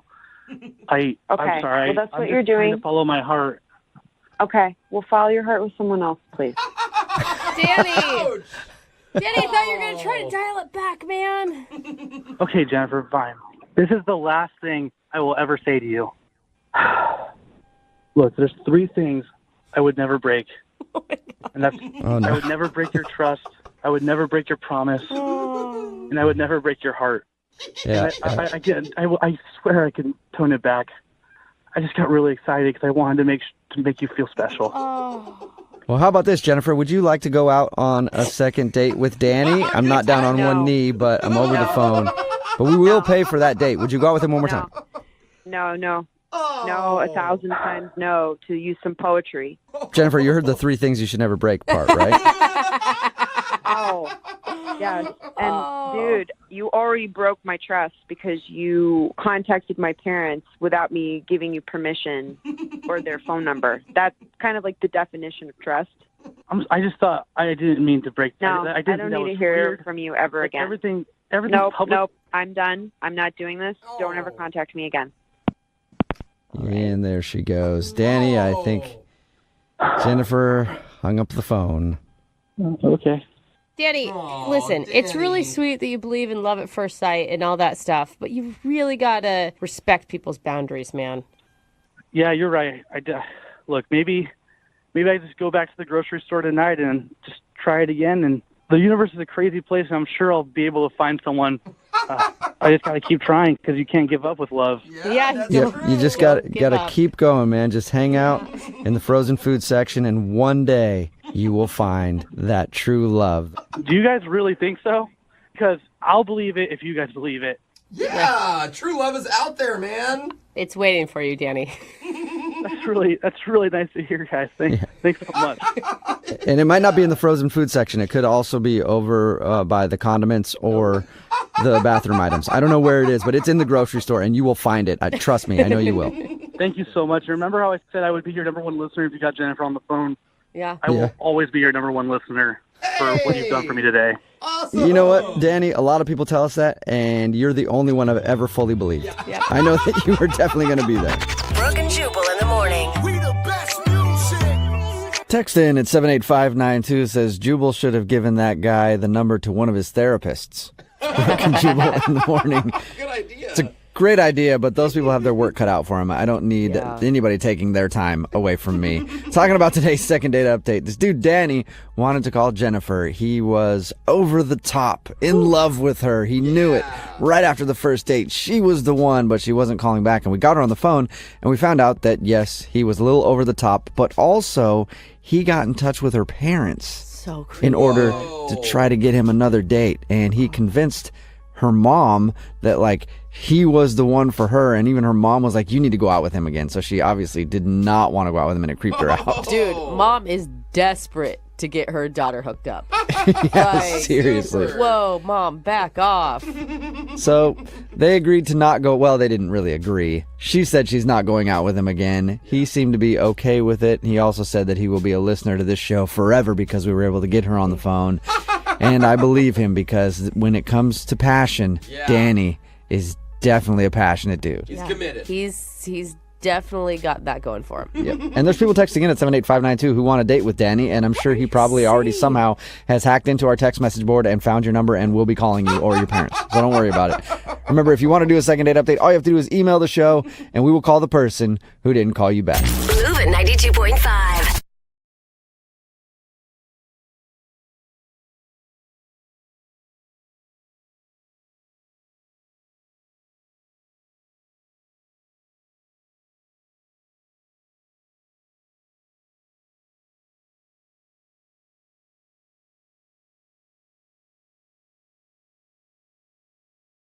Need LASIK? Trust the experienced team at the LASIK Center at Evergreen Eye Center. No glasses, no contacts, no limits. What will you do? LASIK at evergreen.com. Moving 92.5. Brooke and Jubal's second date update. How do you do a second date update for a couple who's never been on a date before and never even met in person?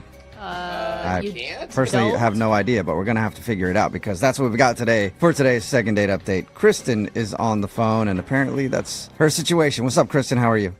Hey, I'm good. How are you guys doing? Oh, you sound so chipper. Yeah. Well, I'm okay, but I'm actually a little bit sad because here I am. I'm having to do a second update. Yeah. All right. So Never good. your email said that you never actually met him in person and never went on a date. So tell us a little bit about the guy you want to call today. Well, his name is Thomas. We met online, and we were talking for about a month. That's a long time. It is a very long time. I mean, first of all, I have to tell you that he just looks so handsome, and even on the phone, like the tone of his voice, it just seemed like a gentleman, you know, and we just had like a really deep connection. Can I ask why you guys didn't meet up in that whole month-long period of chatting? We never were able to sync our schedules, and so we tried, but something always will come up, especially with his job. But I do have to tell you guys that it just went to the point that we said I love you. What? Wow. No way. I mean, it was just that deep of a connection. Wow. Who was the one to drop that first, you or him? He did, but I said it back. I want to be happy for you, but I'm having all sorts of red flags. Like, has he asked you for money is my first thought, because it feels like he's setting you up to take advantage of you for some reason. He's a gentleman. You know, we talked a lot about our lives and where we were in our lives, and we both really want a relationship and something serious. Okay, so you definitely liked him a lot then. Loved him. Yeah. Well, I know it sounds stupid to say I love you to somebody before you meet them, but, you know, once you say it, it's out there, you know? Yeah. And in the moment, it just felt right. And so did you guys ever try to meet up? We finally got to have this date, and we were going to have dinner at this restaurant, and I show up, and he never shows up. Oh, my gosh. How long did you wait before you realized he wasn't showing up? I was there for about 45 minutes. Damn. And I was texting him, and then finally he got back to me, and he said that he went to another restaurant that had the same name, but it was in a different town. What? He messed up the town location? Okay. I mean, at what point are you not going to believe this guy? He's either catfishing you. I could honestly see how that's happened. I only one time has it happened to me, but it's happened. Anything is possible, right? That's why I was thinking in my mind. But I also I was a little skeptical about it. Yeah, So why didn't he just say, wait there, I'll be right there? Because he was too far. It was already too late. I'd been there for 45 minutes to an hour. So what'd you do next? I tried to look on Google, the restaurant on another city, and I couldn't find it. So it seems like he lied to you then. Yeah, I was very heartbroken. Did you ask him about it? I did ask him about it, and now he doesn't want to get back to me. Like, he doesn't text me back. So I've not even had any contact with him. Oh, my gosh. I just don't like this guy. Aren't you mad, too? I'm mad and I'm sad. I go from being mad and sad, because I just had, when you are dating online, you meet so many people, and I want a relationship. I want somebody who I'm going to be settled with, who loves me, that I love back, that, we can make this happen. And then At this point, I think you should just strive for showing up to dinner. And all that other stuff. Baby steps until you get to all of that. I know. What are you wanting from this guy? Thomas, right? Like, what do you want from him now? You actually want to go out with him again, or you just want to tell him off? I want to hear his explanation first before I decide if I'm going to tell him off, because I really want to know what happened. I mean, he went from saying I love you and having this amazing connection to leaving me hanging and telling me a possible lie. So I just want an answer. Okay, well, we'll play a song and then come back and call him and get your second date update, okay? Okay, thank you. All right, hang on. Moving 92.5. Brooke and Jubal in the mornings. Second date update. If you're just tuning in for today's second date update, Kristen is on the phone and she wants to call a dude named Thomas. Thing is, they've never actually met in person and they haven't even gone out on a date. They met online, they talked for about a month. Things got serious enough to the point where they actually said I love you to each other. And then they set up a dinner date and Thomas never showed. And his excuse was that he went to the same restaurant but in a different town, so he didn't have time to meet her. Then she Googled if that restaurant was in that town, and no. So it certainly seems like he's lying. All right, Kristen, before we make the phone call, I do have maybe some news that might be kind of disturbing to you. Okay, what? Well, I am actually Thomas. Oh, my God. Yeah. I set this whole thing up to meet you during a second date update. Yeah. Romantic. I know. Pretty impressive. Weird. Oh, my God, you guys, my heart just dropped. What are you doing to me? Yeah, seriously. Because right now, Thomas could be anyone. Do you still buy his story that he's who he says he is? I don't even know anymore. I'm so confused. It's just, I really want it to be. I really do. Yeah. I mean, I just hope he's not lying to you and that there is, like you said, some reasonable explanation. Yeah, I want to find out for sure so I can move on with my life. Okay, cool. I'm going to dial his phone number right now then and see if we can get your answer. Here we go.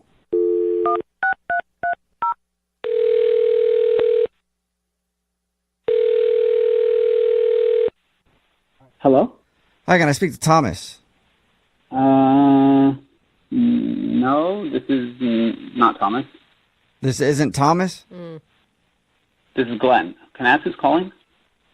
Yeah, my name is Jubal. I'm calling from Brooke and Jubal in the morning. It's a radio show. Okay, hi. Hi. I was looking to speak with a Thomas. Yeah, no. Okay. Well, you said your name was Glenn? Yep, it is. Okay. Well, Glenn, let me ask you a question. Did you start kind of an online relationship with a girl named Kristen a little while ago? Sorry, what is this about? I knew it. That wasn't an answer to my question, Glenn. Yeah, exactly, Glenn. Well, the reason that I'm asking you, Glenn, is because Kristen emailed us, because we do a segment on our show called the Second Date Update. That's where if you go out on a date with somebody and then they end up not calling you back after, you can email us and hopefully find out why. And she told us a little bit about meeting a dude named Thomas online and talking to him for over a month. Things got very heated to the point where Thomas and her were saying, I love you. And then there was supposed to be a dinner date and that never happened. But strangely, the phone number that she gave me for Thomas is for you. And your name's Glenn. Oh, yeah. No, sorry, I was confused. I am Thomas. Yeah, Okay. right, Glenn, we know that you're lying. Just come out with it. Why are you leading women on and telling them I love you on dating apps and toying with their emotions? That really hurts people. I know it sounds like that. No, let me explain. So Thomas is my middle name, and I go by Glenn sometimes and Thomas sometimes. Okay, but so you're admitting that you're the person that she was talking to? Yeah, no, I know Kristen, yeah. Yeah, Okay. wait. The Kristen that you were supposed to meet at the restaurant where you said you were in a restaurant in a different city, but then when she looked up that restaurant in the different city, that didn't exist? Wow, you know a lot about me. Yeah, I did try to meet her. Okay. I mean, it's kind of weird how honest you're being, because normally when people catfish somebody online, they would try to deny it. Well, it's kind of complicated. I guess you could call it a catfish, but it's not like that. Okay, well then can you Oh my try to gosh. explain it, please? So So actually, I've met Kristen before. What? You've met her before. You mean like you had seen her picture on the same dating app or something? Well, that, but also I've met her in person. She just doesn't know that I'm who I say I am or who she's been talking to. What? Wow. Now that Okay, comes off so- as not only like catfishing and like an a-hole move, but creepy. You sound creepy. No. It's not creepy. I just wasn't expecting to talk about this right now. So I actually live in her building. What? It gets even You guys live in the same building? Yeah, it does not as I didn't move in to like stalk her. I live in the apartment underneath her, and I really like her, and I'm just really nervous to talk to her. Okay, no one brought up stalking. You're the only person that jumped to that conclusion, which is also a red flag. No, you guys are accusing me, and it's making me sound like I'm crazy, but I'm not. I really like Kristen, and this whole situation is weird, and I'm not a catfish. I'm not accusing you of anything. I'm just trying to figure out what you're doing. If it's not catfishing. Like I said, she lives in the unit above me, and I really like her. She's really cool and really pretty, and I'm just a kind of a nervous guy. So I thought I'd make this profile to get to know her and then, meet her or talk to her in person with this information I have. And when you Wait, talked what? to her in person and you showed up and you were the dude that lives downstairs, you didn't think that would go bad? Well, I was just trying to use the information to talk to her about things she would like, but a fake persona, I was never going to meet her as that. I mean, I was just using that to kind of get to know her better, but it got really out of hand. So wait, you were basically like being a spy on a dating app in order to find out, I don't know, if she likes to go hiking, so that when you ran into her into the building, you could be like, oh, hey, I'm also going on a hike. Let's go together. And then she would fall in love with the real you, not the fake you. Yes, exactly. Thank you for understanding. Whoa! Wow. Okay, so you catfished her to get research on things to talk to her about. Oh, that's so creepy. That is elaborate. Yeah, that's a lot of work. And then how did you let your fake persona say I love you to her online? I don't know. She's awesome, and I just got wrapped up into this fantasy. Okay, did you mean to actually schedule a date with her? Well, she was the one who was pushing it, and then I just thought since we talked a lot, like she could see past the weird beginning to this relationship we're going to have. Did you have any plan of actually meeting up with her? I did plan on it, and then I freaked out at the last moment. Oh, wow. So then what was your... Wait, so everything backfired and now you're just giving up on everything? You're not stalking her anymore? Well, I was never stalking her, but yeah, I mean, it's all complicated. Yeah, super complicated. You know what else complicates it even more, Thomas? Kristen is actually on the phone listening and wants to talk to you right now. Oh my god. Oh my god. Oh my god. Oh my god. I'm so sorry. This is so embarrassing. I don't even know what to think. I don't either. Who are you? Oh, Glenn? I don't even know who you are. Like, what do you look like? We actually talked once in the laundromat, but I live underneath you. I'm in 102. I'm the guy with the shaved head. I'm really sorry. I didn't mean for it to get like that. I think you're really cool, and you're so beautiful, and I just was worried it wouldn't go well, so I don't know. So you decided to catfish me? Is that what you did? I mean, this is embarrassing. Well, okay, every night I have to hear you with your boyfriend upstairs, and that should be me. You don't even know me. Wait. What boyfriend? What are you talking about? Yeah. That blonde guy, the one with the hair up to his shoulders, he's been around for like 6 months, and I hear you guys all the time. First of all, he's not my boyfriend. It's nothing like that, okay? He called you his girlfriend. I've heard it. What? You're like spying on her. So not only are you like creating fake personas to get into her life, but now you're just straight up listening to her conversations inside her apartment. No, scary. our building is scary. small, and you guys are saying I'm lying. Well, she's also lying. Yeah, do you have a boyfriend or not? Because if you do have a boyfriend, it's weird that you're online trying to meet dudes telling them you love them. But it's not my boyfriend. It's a friend. We hang out a lot. It's a fun thing. It's not my boyfriend, and he knows that. Oh, man. You guys are both kind of out. No, like, no. What's going on right now? I don't care if she's dating 8 other dudes right now. What he did is so creepy. Okay, I know we're both in like a weird place, and this all started out really weird, but when we were talking online, there was something there. There was a good vibe, and like... I was vibing with Thomas, not with Glenn. Well, I am Thomas. No, you're not Thomas. You put on this like fake pictures. It's so bad. You have no Those aren't idea. fake. Those are my brother, actually. It's heartbreaking. Those are pictures of your brother? Yeah, those are pictures of my older mean. brother. Does he even know that you're doing that? No. Yeah, he told me I should do it. Me. No, he did not. Glenn, Yeah, stop right. lying. You are such a bad liar. Glenn, no way. are you actually trying to still make this work? I mean, she would literally have to be just as nuts as you to want to continue whatever weird fantasy relationship you started.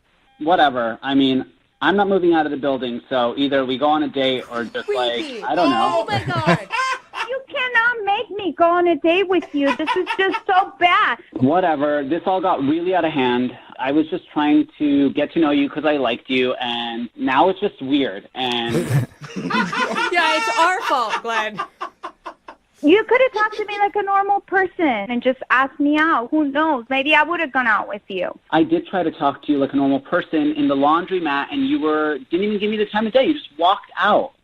I don't even remember this. Who knows? Maybe I don't even know what was going on in my mind that day. Whatever. I liked you, and I'm down to go out on another date if you want to. All right. Sounds Sweet. Well, healthy. Kristen, would you like Yeah. to go on a first date with Who knows, man? Thomas or Glenn? Absolutely Glenn not. Thomas. We will pay for Absolutely it. not. No. No. Well, No. yeah, I mean- And I'm changing my locks. I mean, this is gross. Oh, my God. No, it is not an oh my God situation, Glenn. She needs to call her landlord right now. All right. Well, I'm not going to talk to you, so don't worry. I'll forget you exist, forget I exist, and tell your boyfriend I say hello. Oh my God. He's not my boyfriend.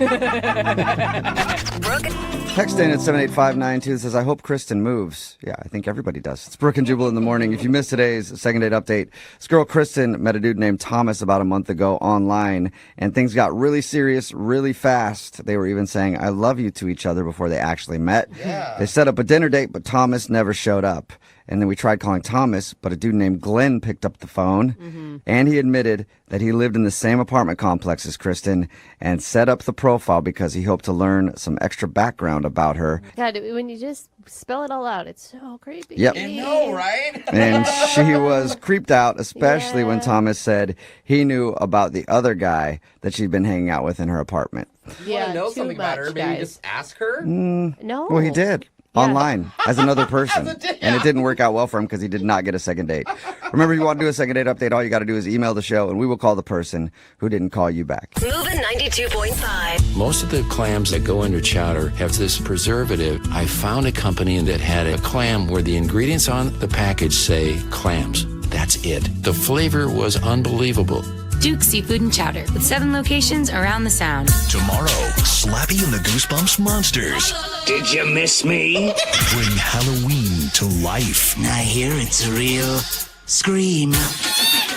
Goosebumps 2, Haunted Halloween. Rated PG. Only in theaters. Football is my dream.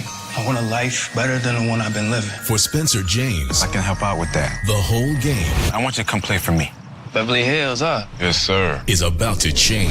Aren't you some, crazy good football player? I do all right. Tonight on the CW. Y'all in trouble now, boy. We need to get rid of him. From executive producer Greg Berlanti. Tell me about these Beverly Hills girls. They skinny. Skinny. Skinny.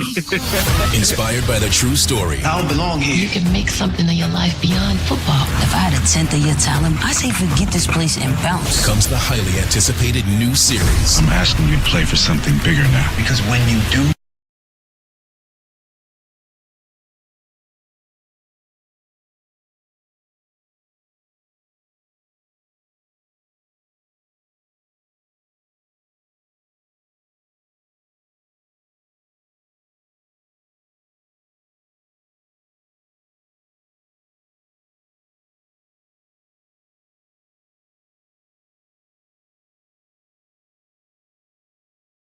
Moving 92.5. Brooke and Jubal's second date update. I'm always telling you guys where great places to meet women are. Another one that you may have not thought of, the art gallery. You've met a woman at the art gallery. Yes, I have. Were they finger paintings at your house? You hang out there, and then you impress them with your knowledge of art. Like, you walk up to them and you go, hey, that's a nice painting right there. It's almost as nice as the Mona Lisa, which was painted by Leonardo DiCaprio. I don't know if you know that. And it was Or the statue of David. Sorry. Isn't the Mona Lisa a beautiful painting? Okay, maybe I've never met a girl at an art gallery before, but Ethan sure has. Ethan, how are you? Good, guys. What's going on? Not much, man. Thanks for your email. Now, Ethan, you said you met this girl, Isabella, at an art gallery. Like, you just happened to see her there and went up and talked to her, or? Yeah, she was just at the art gallery, and so was I, and she was just absolutely stunning. Just one of those where you stop and take a moment, and I decided to approach her, just get a closer view, and the way she was looking at the art, the look she had in her eyes, I wanted her to look at me the way she looked at the art. Let me ask you this, Ethan. Yeah. You weren't admiring her like she was a piece of art, because right now it sounds pretty creepy. Like you're. No, I was subtle about it. I'm a romantic at heart, and just seeing her, I was hit with something, and I wanted to go over and try to find a way to ease myself into the conversation. Maybe not the Mona Lisa line, Jubal, but... Well, hey, next time you're at an art gallery and you see a fine woman, you feel free to use that. It works every time. I'm going to steal it.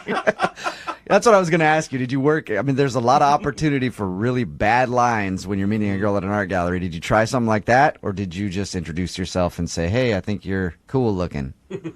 No, I walked up and I stood by the art for a little bit, so not to just jump in right away, trying to be as smooth as I can be at least. And I said, hey, what do you think of this piece? What do you see in the art? And her answer just, again, struck me. She said, it's not what you see when you look at the art, it's what you feel. Oh. Wow. And what you should have said was, you really don't have an answer, do you? Because that's what I think she was telling you. For me, it was an unbelievable answer. Okay. And we started to talk, and I asked her, hey, would you mind if we walked around together? Nice. So we walked around. Mm-hmm. She was just so sophisticated. You could tell she was worldly. I mean, her voice was just so lyrical. There were a few times when we were standing in front of paintings, I would just close my eyes and just listen to her voice. Okay, all that's right. creepy, dude. Ethan, I'm going to go ahead and be honest with you. Everything that you're telling me makes it sound like you were kind of creepy with the way you've described yourself, staring at her and closing. How long are we talking about closing your eyes and listening to her talk? Was it just a little personal, like a long blink, or you were sitting there just kind of sniffing the air, taking in her voice? No, it wasn't like a minute at a time or anything, but there was a few times I caught myself just being carried away in her voice. And I know in today's culture and everything, it's all about hooking up and everything like that, but, I was looking for that connection with her. It just was instantaneous. Okay. Tyler, I like the fact that you're romantic, but was she responding to it? Because it can be sort of off-putting, especially on a first date. I get that, and, we had a great time. We were talking and chatting back and forth. There was an awkwardness, and even afterwards, I did tell her as she was getting up to walk out and we were saying goodbye, I said walking into the art gallery was the best decision of my life. And I know it was ridiculous. Yeah. I get it. But when you meet a girl and it feels like it's a once-in-a-lifetime opportunity, or at the very least once in very few years where you make a connection like that, I just felt like I wanted to be honest with her and pull out all the stops and let her know exactly what I was thinking and feeling at that moment. Yeah. Good for you. Don't be bitter like the rest of us. Be romantic. Stay optimistic. Like you said, when you see a nice girl and someone like that and you're feeling something, sometimes you got to pull it out. Oh, come on. That's not what he said. That's your... I don't know. No. I did that, but who knows? It may have ended different if I did that. Yeah. But I didn't get the feeling there that we were done or anything, because I actually asked for her number, and I said, you wouldn't mind me giving you a call to see if we could do this again sometime? And she said, sure. And she gave me her number, and I've called her a few times, and there's just no response. And I want to find out what it is that's keeping her from giving me a call back. Yeah. All right, well, we'll play a song, come back, call her, and get your second date update, okay? All right, man, I appreciate it. All right, man, just hold on the line. Moving 92.5. Brooke and Jubal in the mornings. Second date update. Before we get into the second date update, I want to say this. I'm glad that Ethan emailed us because he met Isabella at an art gallery. It proves one thing. The man knows his art. And that's why he's a listener to this show. He's scholared. Oh, are we the Picasso of the radio world? I think so. Yeah, I'd like to think of us that way. Funny looking and messed up. We are the Picasso of the fart joke. Okay. Abstract fart jokes. Yeah. All right, Ethan, are you about ready to call Isabella? Yeah, I'm a little nervous. I hope I didn't screw things up. Just to catch everybody up, Ethan met Isabella at an art gallery. They hit it off, spent the whole day walking around together looking at art, but he hasn't heard from her since. The way you've been talking about her this whole time, like you're infatuated with her, and you were just, maybe you came off a little too strong. Yeah, I'm not going to deny it. But like I said, there was that moment, and I was caught in just being out on a ledge, and I decided to jump. You're talking about at the end of meeting with her where you said, I'm really glad I walked into this art gallery today. It's the best thing I've ever done. I think I said this is one of the best decisions in my life in my defense, but I may have said this is the best. All right. Well, we're going to give her a call right now, see if we can get her on the phone, and ask if she remembers your magical day. Sounds great.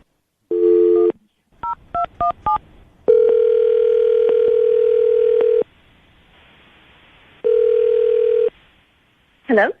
Hi, can I speak to Isabella, please? Yes, speaking. How are you? I'm good. Who is this? My name is Jubal from Brooke and Jubal in the Morning. I'm moving 92.5.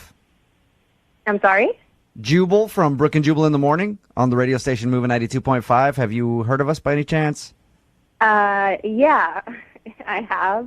What is this about? This is about the fact that you recently went on a date with one of our listeners. His name is Ethan. You met him at an art gallery and spent the whole day with him. I take it from that little giggle you remember Ethan. Yeah, of course I remember Ethan. He emailed us because apparently he's been trying to call you to get a second date, but you won't respond to him. Did you not like him? Were you just busy? No. Ethan, he's a really, really special guy. That was a great, I don't know if you want to call it date, but it was a great experience that I had with him. Did you not want to see him again? Is there a reason that you're not calling him back? Because it sounds to me like you had a decent time. We had a great time. It's not that though. It's just I think he's a little naive for me. Naive? What? A little too naive, yes. Is it because he's a nice dude? No. I do appreciate nice guys. It wasn't because he was nice. It was just we were talking for a little bit, and then we went for a walk. I felt like he was so in awe of the whole thing that he believes more in love at first sight and, like heated passion. And did you feel like you were out with like some kid who has a vision of love and sort of magic? Okay. Yeah, I don't know. I'm sure it was genuine, but that love at first sight gimmick is exactly what it is, a gimmick. It's not real. It's not realistic. I've never seen any long-lasting relationships start with, I met this person and it was love at first sight. I've met people like that, and I've been on dates with people who are like that, and the whole time you're thinking, like, is this even really you, or are you faking it right now? I felt like we were kind of reliving some sort of fairy tale. I know it sounds so cheesy, but I just think he has this view of how it should be, and I don't agree with it. I hope he can make it into a reality. I hope there is a girl out there for him that can deliver that for him. I just know I'm not that girl. Let me ask you, if you could tell anything to Ethan, if you could give him any advice on how to date, what would you say to him? I would just say maybe take it down a notch and just show your real self. Interesting. Now, I want you to actually say that to Ethan, because Ethan's on the other line with us and has been listening to what you just said. Are you serious? Yeah. Hi, Isabella. How are you? Good to hear from you. Oh, hi, Ethan. How are you? I do believe in romance and fairy tales, but I'm not the guy that thinks it happens with everyone. And it's never happened with me like it happened with you. I mean, just listening to you talk, there's a reason why those stories and movies exist. And out of all the people I could have met that day, I met you, and we had an unbelievable connection. All right, Isabella, I'm kind of getting what you're talking about now. Ethan, it sounds like you're reading a script from a movie. It's genuine. I can't help. I'm smiling here, even though I heard that, it didn't go the way she wanted to. I guess I could be more jaded and cynical, but No. Worst case scenario is about, maybe I'm wrong. But at the very least, we owe it to ourselves to see where this goes. I'm not trying to be cynical. I just feel like we can never live up to that first date. And I feel like I feel like I'm just going to ruin any expectations you had. Don't worry about know what me. I mean? I would rather make an effort of it than wonder what could have been. I don't want to be 20 years from now. I'm still wondering about Isabella, who I had a magical day with, and what could have been Is if that what she you're looking didn't for? think A this was too magical, perfect. like, relationship? Is that what you want? Because if that's what you want, it's not realistic, and I can't give that to you. No, I'm not. I don't think we're going to get married in Vegas in a week from now. I just think when you have a connection with somebody, that you want to explore it. I'm not looking for a perfect life with no fights or anything like that. But I will tell you, we seem to be real similar people, and just had a connection that I don't know that I've felt very often in my life. Are you Well, it was very special, but Isabella? A lot of relationships, I don't know how many you've been in, but they start off wonderful like that, and then they get to normal and everyday mundane stuff. So don't worry. If you go out with them a few more times, you'll probably get there. You'll get to the, romance is dead, it's kind of boring, I mean, you're going to get to that point eventually. I don't want to ruin it for him. I think that's what he wants. Don't worry about me. Just listen to him. Jubal makes sense. Don't worry about it ruining me for anything. It's just, let's go out and have some fun. Yeah, again. you guys can. We'll It's get the the point shortly. It could be the best of both worlds. He can have his romance. You can have your hatred toward the whole thing. And you both can get along. Just give it one more shot. That's all Ethan wants. I will pay for a second date, Isabella, if you'll go out with Ethan one more time. There it is. All right, fine. You'll I'll do give it? one more try. I'll do it. It's a successful second date. Yes! But I promise I'll make it as normal and as boring as I possibly can. Thank you, guys. Isabella, I just want to challenge you when you go on your second date. Just give love a little bit of a chance. You'll see that you and Ethan can go out for dinner This is so ridiculous. and bite into a lifetime of wonderful memories. Is that doing anything for you, Isabella? No. Moving 92.5 wants to make you scream like this. And this. Oh my god. And this. I'm going to Vegas! It's Jubal's birthday party in Vegas. Want to go? Oh my god! Just listen weekday mornings to score your seat on the plane. Every hour on the 10s. That's every hour on the 10s.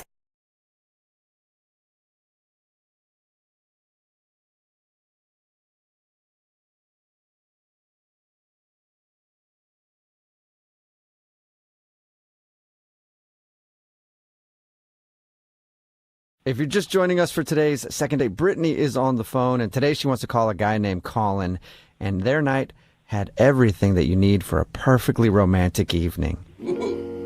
They had dinner that went amazing, lots of laughter and fun, and then they went back to her place, started watching a movie, and of course, no romantic evening would be complete without the soothing sounds of your parents making love in the bedroom above you. God, it's so gross. Hey, Brittany.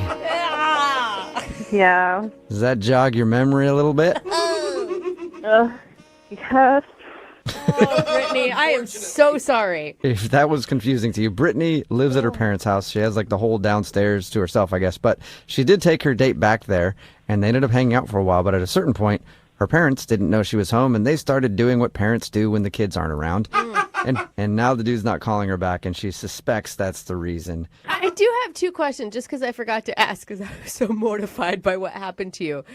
Once you started hearing your parents doing it while you guys were making out, how long did it take for him to leave? You're making me think about this again. I don't want to relive it. I just want to know how scared he was.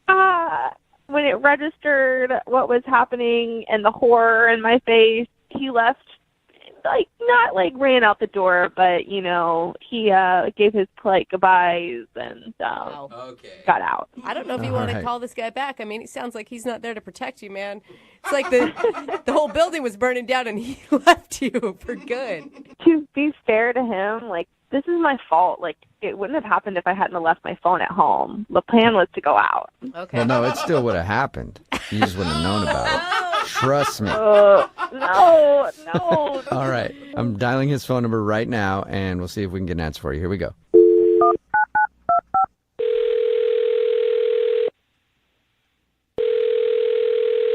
Hello? Hi, can I speak to Colin? Yeah, this is him. Hey, what's up, man? This is Jubal from Brooke Jubal in the Morning. It's a radio show. Okay. What can I help you with? Well, I'm calling you today because one of our listeners named Brittany asked us to get you on the phone. Brittany? Yeah. Why? Well, because she told us about your date, and now you're not setting up plans for another date, so she wants to know why. Really? Yeah. Yeah. Okay. That's kind of creepy. True. But it's a segment we do on our show all the time. It's called The Second Date. And Brittany told us about your date, and it sounds awkward at the end of it, at least. Emphasis on sounds. Personally, for me, it sounds awesome, but I could see how it could be awkward for a lot of people. Oh my God, Colin, he is a disturbed man. Don't listen to him. So she did tell you a bit what happened. Oh. Yeah, she told us that you guys went to dinner and then went back to her place, and then you got to hear the rare sounds of parents doing that naughty thing that parents do. You're making it sound like a National Geographic episode. What do I hear off in the distance? Is that your father, Bert? Oh my God, the mating rituals. So, yeah, that's why she thinks you're not calling her back. I mean, kind of. I don't know what to say. We don't blame you. I told her I wouldn't call her back either if I heard that. That has got to scar a person for a while. Yeah, no, it was probably the most uncomfortable thing that has ever happened to me. Was it uncomfortable because she kept talking and you wanted to hear more? You're like, shush, I'm listening. No. Oh, God. I mean, everything stopped on my end pretty quickly, you know. Oh my God! I just imagine you both like trying to turn the TV up and it's still not helping. It's never Is there anything that can cover the sound that's coming from the parents' bedroom above us? Oh man. Yeah. Oh, God. So that's He's got like PTSD. Did you hear that? Why not go out with her again, though? I mean, it's not her fault that her parents can't keep themselves under control. I mean, they're probably like 50 or 60. I mean, at this point, they should never be doing that again, you know? But it's not her fault. Oh, you sure it's not her fault? How would it be her fault, man? I don't know. As soon as it started happening, she started acting real weird. Like real weird how? I don't know. She had this like look on her face, and I don't even know how to explain it. It was like she didn't seem surprised at all that it was happening. What? She was probably just mortified. That's not what I would look like if I were mortified. God dang. So you think that she was enjoying hearing that? Don't say that. Maybe a little bit. Whoa! Dude, that is a heavy accusation. Oh my God! How would she ever be enjoying something like that? I don't know. She was looking at me and she was just like, "You want to get back at them?" And what? Yeah, I don't know. I don't know how you respond to that. She said that to me, and I don't know what a normal person says in that moment. She had to have been joking. It had to have been a bad joke at a bad time, trying to make light of a really awful situation. That's what I was thinking, but she doubled down, and then she kissed me hard right on the mouth. And you left? Like, Jubal, that is so gross. Who can still kiss at a time like that? Who can hear their parents doing it and still kiss anyone? no, the whole family was in on it. I don't know. I didn't, you know. Dude, and that's what I'm saying. All kinds of opportunities there that I think you missed, Colin. No.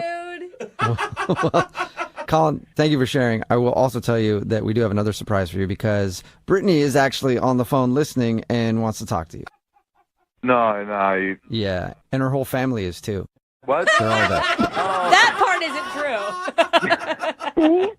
Are not. Hi, Colin. Oh, Hi.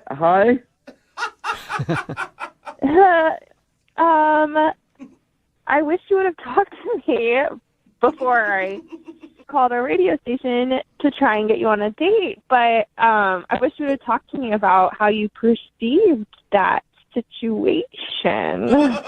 How we all just perceived it. Yeah.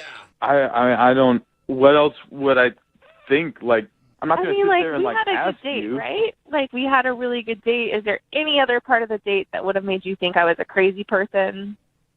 No, but like, why would a crazy person like say, "Hi, I'm crazy," and I do things with my parents? Like, that's messed up. That's gross, first off. But Colin, listen I to agree. me. Like, That's okay, the whole you thing. said you were talking about the joke I made. I was joking. Yes. Like, I thought you got on the date that I really enjoy just saying jokes, and I was trying to break the tension. And like, I get that it was not a good joke. Not and that's the way why to do it. Like, that's why I repeated it, because I was like, oh, he doesn't get that I'm joking. I'll do it. Like, I'll make it more obvious. Like, oh my God. Like, you weren't. I was like, he's not. Like, surely he'll get that. But Brittany, you kissed him. I get it was maybe not my finest moment, but I was panicked. I was trying to diffuse the situation and not make you feel like the horror I was feeling during this. It's still happening upstairs, though. Like, there's nothing to do but leave. We could have left. You could have done anything. That's not how you handle that situation. I don't... I can't say I'm practiced in the art of that situation. Like, I'm sorry. There's no art to that situation. Handled it. What? You leave. You get out of the situation. That's what normal people do. And now I know how your parents sound during sex. I know what your mom sounds like during sex. I can't meet them ever now. Yeah, right. Or you can. You just got to do the sound when you meet her. Like, So gross. Man. It is a good question, Brittany. Why didn't you leave? It all happened so quickly. And I was like, oh my God. In my head, I was like, if I leave, like, my parents are going to know that I'm downstairs. No. It's like we were to hook up, like, at least the noise from that would, like, drown out my parents.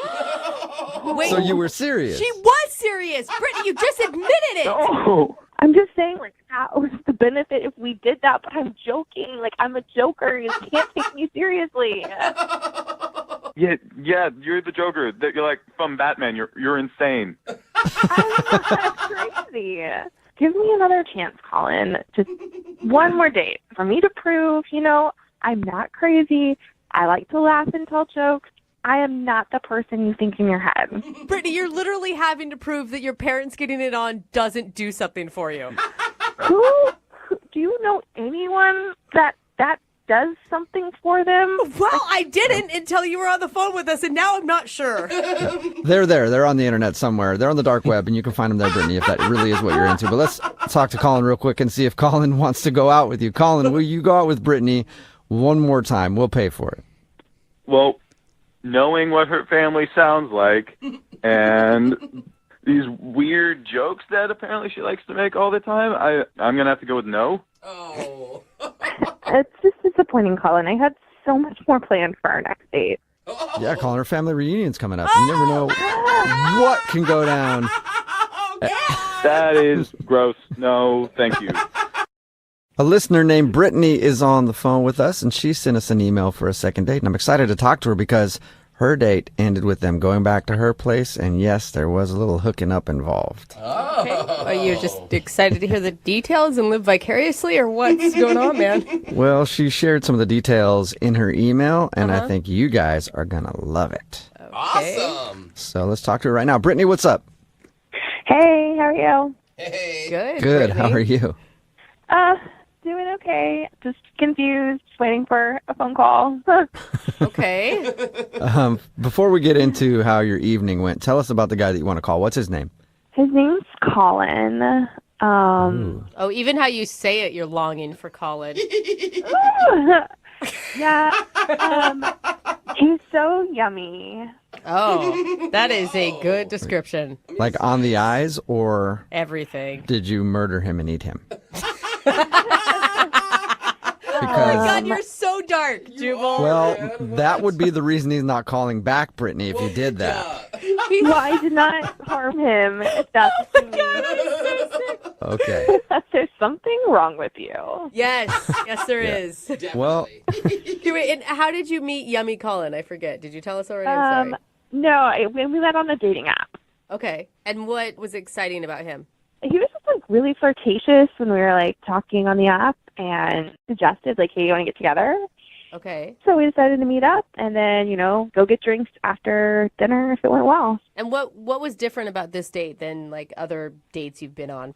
I mean, like, you know, when it's a good date, if the conversation flows, like he had a lot of witty banter. He was laughing at a lot of my jokes, and it was just like really natural. It was really easy. I love easy dates. Love it. Not like that, bro. So why do you think he's not calling you back then? What happened?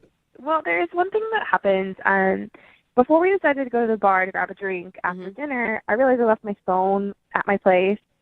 So just like not knowing him very well, I was like, would you mind if we grabbed my phone on the way out to the bar? So we did. We went back to my place. So I should tell you guys, I do live with my parents, and I told him this like as we were pulling up to my parents' house. Yeah. It's temporary. I told him, he laughed it off. Like, he was totally cool about it. And, you know, I have the whole bottom floor to the place. And, like, there's a separate entrance to get in and out. Right. So we got to my house, and I found my phone. We started, like, kind of hanging out there. We ended up watching a movie and got cozy on the couch, made out a little bit. So you guys didn't even make it to drinks? No, we didn't make it to drinks. Like I said, like everything was just going really well, and it was easy. Not in that sense. It was easy, but... Not Jubal's easy. Was the phone just your excuse to bring him back to your place? No, And that's that wasn't okay. the plan at all. Sounds like an excuse. If I was that dude, I'd been like, yeah, we can absolutely go, quote, grab your phone, end quote. And I get that, and you know, I'm okay. It wasn't the plan, but this awkward part did happen where we were making out a little bit, and we could hear noises above my room. You know, like noises. Getting together. Shut up. Please don't make me say it. No Wait, I don't understand what you mean. Like board games? Or? Oh my God. No, don't make me say it. It's already weird enough. Wait, doing it? so you were making out with a date and listening to your parents get it on upstairs? Oh God, yeah, like we can keep it vague. It's so weird. Like I cannot believe it. My God. I'm so embarrassed. Talk about setting the mood. Well, I mean, I agree, but like I was just so embarrassed. And I thought it was like, oh, okay, maybe we'll like stop, right? And it didn't. It like it didn't stop. But then I don't know. Shortly after, he was like, "Oh, I have to go. Like, let's get together again soon." And I have to go. And I totally understood why he wanted to leave. Like, I didn't want to be there either. But unfortunately, you had to go back in your house and lay down on your bed and just listen to them having the best time. Oh no! They make sound like noise canceling headphones.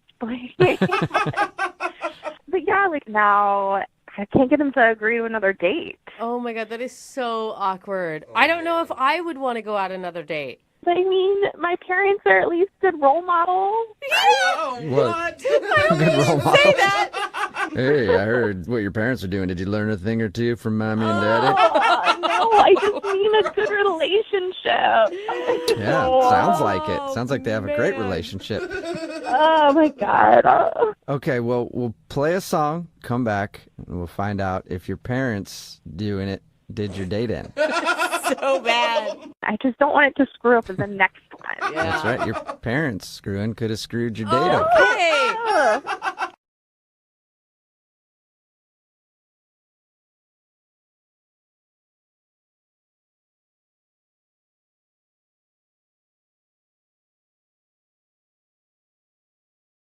Need LASIK? Trust the experienced team at the LASIK Center at Evergreen Eye Center. No glasses, no contacts, no limits. What will you do?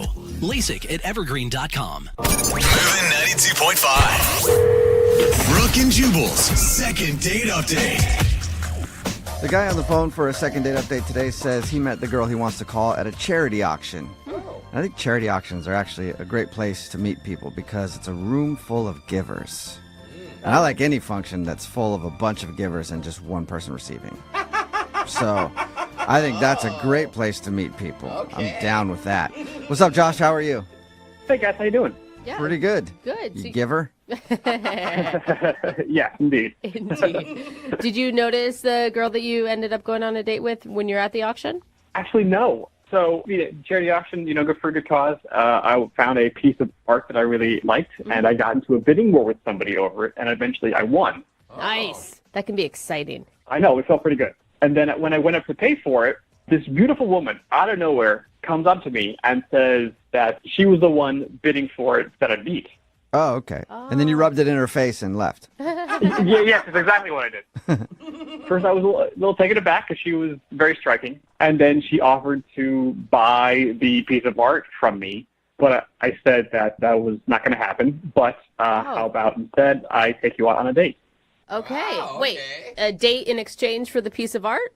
No. So she doesn't get the piece of art.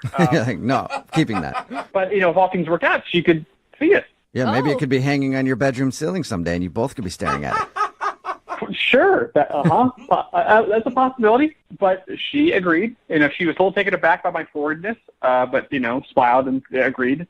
And then we went on a date. What's her name, by the way? Camden. All right. And how was the date with her? Would you just talk about the painting the whole time? Did you guys haggle over the painting the entire time? No, we did talk about the painting, but we talked about other art that we both really appreciated. Just like it felt, when you're like, you talk to somebody, it's like the first time, but you felt like you've known them like your whole life. Totally. Yeah. That's what it felt like. That's an amazing feeling. Yeah, I haven't felt that often, and it was really nice and really enjoyable. And it sounds like you guys have a ton of common interests. I mean, obviously, you're both charity-driven people. You like the same style of art. We do. Well, one of the things we differed on, she's a big fan of this Pinot that she wanted to order with dinner. I was not the biggest fan. Oh, a wine fight. That's probably why she's not calling you back.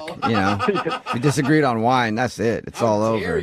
By the way, you guys sound like the two richest people going out. Like, we like the same art, but the wine is not going to work. Yes. Well, I'm not that rich. I mean, I'm okay. I'm okay. But I'm not. I wouldn't consider myself rich. Some people are throwing down tons of money at this charity auction, which is great. But it's like, wow, that's much more rich for me. I couldn't handle that stuff. Yeah. Well, how did the rest of the date go? I thought pretty well. We went home because we walked back to her place because it was pretty close by. We had some more wine, and then I stayed the night. So it That went sounds well. like a successful date. Yeah, I thought so too. Did you guys hook up? Yes, we did. Oh, okay. Nice. That was your respectful way of saying it. I stayed the night. What was it like the next morning? That's the thing. When we woke up, her demeanor completely changed. She basically rushed me out of the house. She just kept going on like she was late for something. She had to go, which I understand. I've been late for things before. I kind of get freaked out and frantic and I gotta get there as soon as possible. But all the friendliness and the warmth she had the night before just disappeared. Good. I wasn't trying to slow her down or anything like that. I got my stuff. I got out of there. Maybe she was just trying to sleep with you in hopes she would get that painting. And then you didn't give it to her, and now she's like, get out. That's not crazy. That was one of the things I thought of, but she doesn't seem like that shallow of a person. Did you do anything weird or that would have upset her in the night? I don't think so. You didn't use her toothbrush or something? No. Okay. She had a guest toothbrush. It was very nice. But no, I didn't do anything creepy or weird or untoward. Maybe that's the problem. Maybe that's what she wanted. Do you think I should have done more weird stuff with her? Oh, yeah. Go as freaky as you want on date one. You know what I mean? Yeah, dude. All out kinky. Then you know. Oh, my God. You don't want to try stuff later on after you guys already have too many feelings involved. Don't listen to their advice. Yeah, no, I've never done that before, so Okay. I wouldn't even know how to push that envelope. Uh-huh. Have you guys really talked at all since you guys hooked up? I'm not really, no. I sent her 3 texts, kind of, keeping it friendly and warm, had a good time, love to hang out again, but she's only written back, thanks. Ooh, that's cold. Yeah, that's a bad review probably for how things went that night. Not even a thank you. Yeah. Wow. All right, well, play a song, then come back and call her and get your second date update, okay? Cool, thank you. All right, hang on. Moving 92.5. Brooke and Jubal in the mornings. Second date update. If you're just tuning in to today's second date update, Josh is on the phone and he wants to call a girl named Camden. They actually met at a charity art auction. They were bidding on the same painting. He ended up winning it, but that struck up a conversation and they went to dinner and actually ended up hooking up. But the next morning, she rushed him out of her place and he hasn't been able to talk to her since. Hey, Josh? Yep. Have you seen that painting in the last couple days? Yes, I have. Are you sure? Because maybe the reason she's not calling you back is because she's actually an international art thief. And while you were making passionate love to her and you guys were both making eye contact, she was scanning your retinas so she could use it to get through the security at your place to steal your beloved painting. Yes, my front door, all the security I got. Yeah. Yeah, Good theory, huh? Good theory. you got a sophisticated security system around your house, don't you? You guys should probably know this. I bought the painting for $80. Okay. I didn't say she was like a high budget art thief. It's either art thief or you were just really bad in bed is more my guess. Yeah, for your sake, I hope it is art thief. All right. I'm going to dial her phone number right now and see if we can figure out why she's not calling you back, okay? Great, thank you. All right, here we go.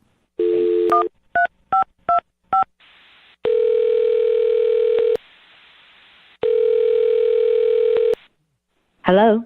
Hi, I was looking for Camden. This is Camden. Camden, how are you? This is Jubal from Brooke and Jubal in the Morning. Who? Jubal from Brooke and Jubal in the Morning. It's a radio show. Oh. Okay. How are you? How are you doing today? I'm fine. You're a radio show? I am a person who has feelings and hair. I'm not a radio show. I can confirm he has But hair. I do work on a radio show, yes. Okay. Why are you calling me? Well, I'm calling you today because we do a segment on our show called the Second Date Update. Have you ever heard of that?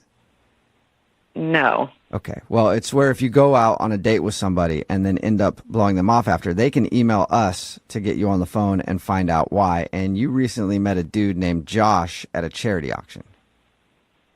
Oh, okay. Okay. And Josh sent us an email. He told us about the evening you hung out. Not all the details, although if you're down to share all the details, I'd love to know. But he told us about hanging out with you, and he says that, you know, the next morning after you guys hooked up and everything, you rushed him out of the house and haven't talked to him since, and he's wondering why. Oh, my God. He seriously called you? Yeah. Yep. Should it be obvious to him why you're not calling him back? You'd think, but I don't know. You don't really know people, I guess, until you've spent the night with them, and then you learn a lot, and it was just bad, and I don't know. That's such a good question. If he knows why, I don't want to talk to him anymore, and if he doesn't, that's almost scarier than if he did. Okay. Whoa. So do you mind telling us then? Because if he doesn't know, he should probably know, right? I mean, it's so personal, but I just don't. He did something that even if we had been like married for decades is something I would still not do myself, and I would sure hope whoever I was with wouldn't do it either. Wait, he did it when you guys were in the throes of passion? No, it was after we were together. What did he do? God, it's so gross. Really? He went into the bathroom after we were done, and he didn't close the door. What? Like, he was just in there, like, doing his business. Like, and we're not talking number one, okay? We're talking Wait, he sat down for a toozy with the door open? He most definitely did. Ew. And I could hear and see and, yes, smell everything that was happening. Oh, totally disgusting. I've just met this person, you know, and we were on, like, you know, a first date, first staying the night moment. Yeah. And he immediately reverts to this behavior. So just absolutely the most unromantic, gross thing. And then it got worse because he did not wash his hands afterwards. And I Did you tell him to get back into that bathroom? Go back to that sink right now. You just wiped. I was shocked. And I know he didn't wash his hands because I was just like, from my bed, I can see my bathroom. Oh, that's disgusting. That might be worse than the I'm gonna actual tell you, act. you don't even do that when you're married, okay? We keep the door shut during that business. I would hope not. And then he wanted to cuddle with me. Like, he wanted to touch me with his bacteria-laden hands. Get away, poop fingers. Is that when you rushed him out of the house? Well, you know what? I feel like I was actually pretty kind that I didn't just, like, leap out of bed and say, get out right now. Like, Yeah. I let him stay, but I mean, God, I felt like I was just sleeping next to some giant animal or something, and I just... Yeah. Okay, yeah. I couldn't wait for him to leave the next day. I told him that I was running late for something and just got him out of there as fast as I could. He could have just forgot to wash his hands. You know, I have been drunk and remembered to wash my hands. Like, this is a habit. Yeah, and either way, I mean, the hand washing aside, too, to do that with the door open when you guys just met. I know some couples out there are like, we're so close, we do it on each other. That's how close we are. But for a lot of people, that's one thing you should hide from each other. Close the door when you go to the bathroom. I mean, it's not like he's a horrible human being or something. I mean, it's just I don't know how Thank you, Camden. possibly. I appreciate you telling me I'm not a horrible person. After all that, I kind of feel like it. Wow. Who is this? Oh, Camden, that's Josh. Hi. He's on the other line listening and wants to talk to you. I'm an animal? Are you kidding me? He's been on the phone this whole time? Yeah, he has. Apparently, he couldn't wait until we brought him into the conversation either. But this, oh my God. Don't feel bad. This is stuff that he needs to learn about, Camden. Oh my Not God. that big of a deal. Whoa! It's completely not natural. It's what? Everyone goes to the bathroom. We're intimate with each other. Josh, I didn't think you That's couldn't go to the as intimate as it bathroom. I don't need to witness it. And the whole, what's with the not washing your hands? My hands weren't dirty. What? What? Well, did you not wipe? No, I know how to wipe myself and not get my hands dirty while doing it. There's a barrier there. Josh, I thought for sure you were going to come on this phone and apologize profusely and say, oh my God, I forgot, or oh my God, I realized once I was already halfway through it that I hadn't shut the door and I didn't know what to do. Like, okay, no, I do apologize if Camden, you felt, kind of bombarded by that and were disgusted by that. I am sorry that you felt that way. That was the way I was raised. My family, we all, everyone poo-poos. And we would just poo-poo with the door open. It was never a big deal. Did you just say naturally? poo-poo?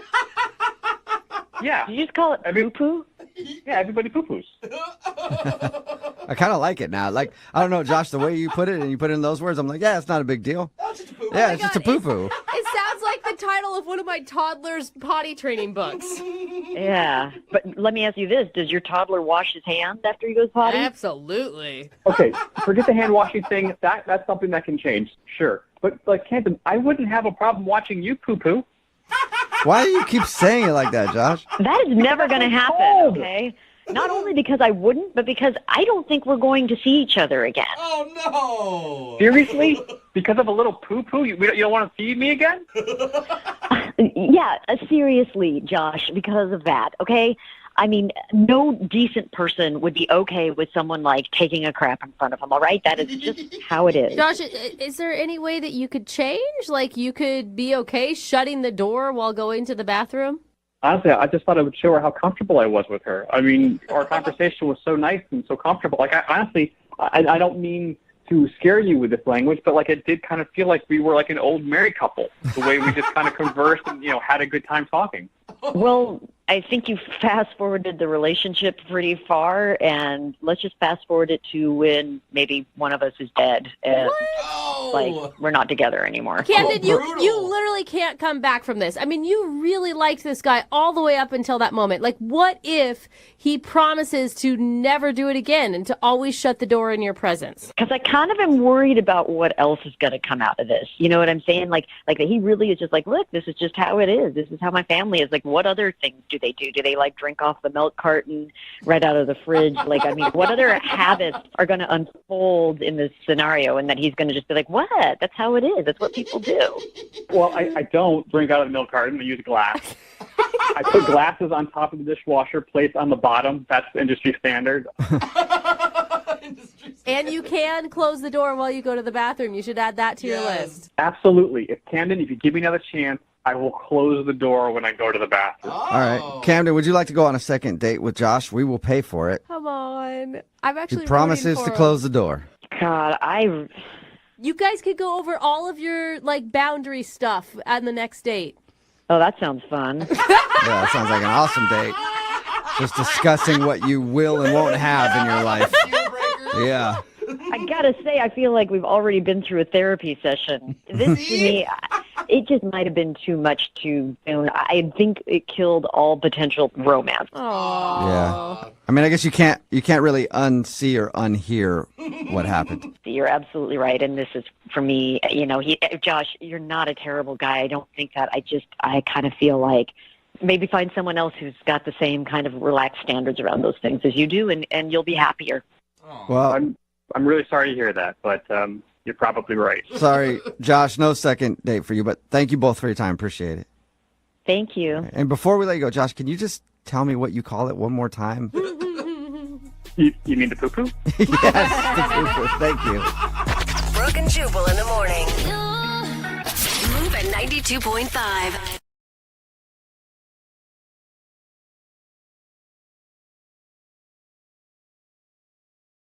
Need LASIK? Trust the experienced team at the LASIK Center at Evergreen Eye Center. No glasses, no contacts, no limits. What will you do? LASIK at evergreen.com. Moving 92.5. Brooke and Jubal's second date update. A listener named Justin is on the phone for a second date update today, and his email said that the worst possible thing happened on his first date. Uh-oh. So I'm assuming maybe he ordered a hot tea and they brought him an iced tea. What? That's... You know how that goes. Yeah, it gets wow. so awkward after that, and then you get up and excuse yourself and go to the restroom to try to collect yourself, and on the way to the restroom, you end up going to the parking lot and grabbing your car and driving it through the front of the establishment. Whoa. It happens every time, and that is incredibly awkward, so I'm sorry that happened for you, Justin. No, it's actually worse. Yeah, Worse than getting an iced tea when you ordered a hot tea? Wow. If you can believe it. What could possibly be worse than that? I guess we'll get to that in a second. Wow. First, tell us about the girl you want to call today. What's her name? Her name is Naomi. Naomi. And Where'd you meet her? a dating app. Okay. And she seems really pretty and this cute nose. Cute nose? Really like a tiny nose. Like smaller than the normal small nose? Like, I'm picturing somebody with barely a nose. Like just two nostrils on your face? Like a button. Oh, it's just adorable. You sound like you're really into the nose, man. Is that a normal thing that you look for in a lady? Yes, it is. Okay. A nose You're a nose guy. Okay. Well, I'm a face guy, and the nose is sort of like the focal point of the face. It ties the whole thing together. Yeah. Okay. All right. Okay, so you liked her nose, and you guys hit it off, and where'd you go on your date? Well, we went to a nice restaurant, probably nicer than needed for a first date. Okay. Okay, so you went to a real expensive, classy restaurant with a woman who has a button for a nose. Okay. And what was it like when you guys saw each other the first time?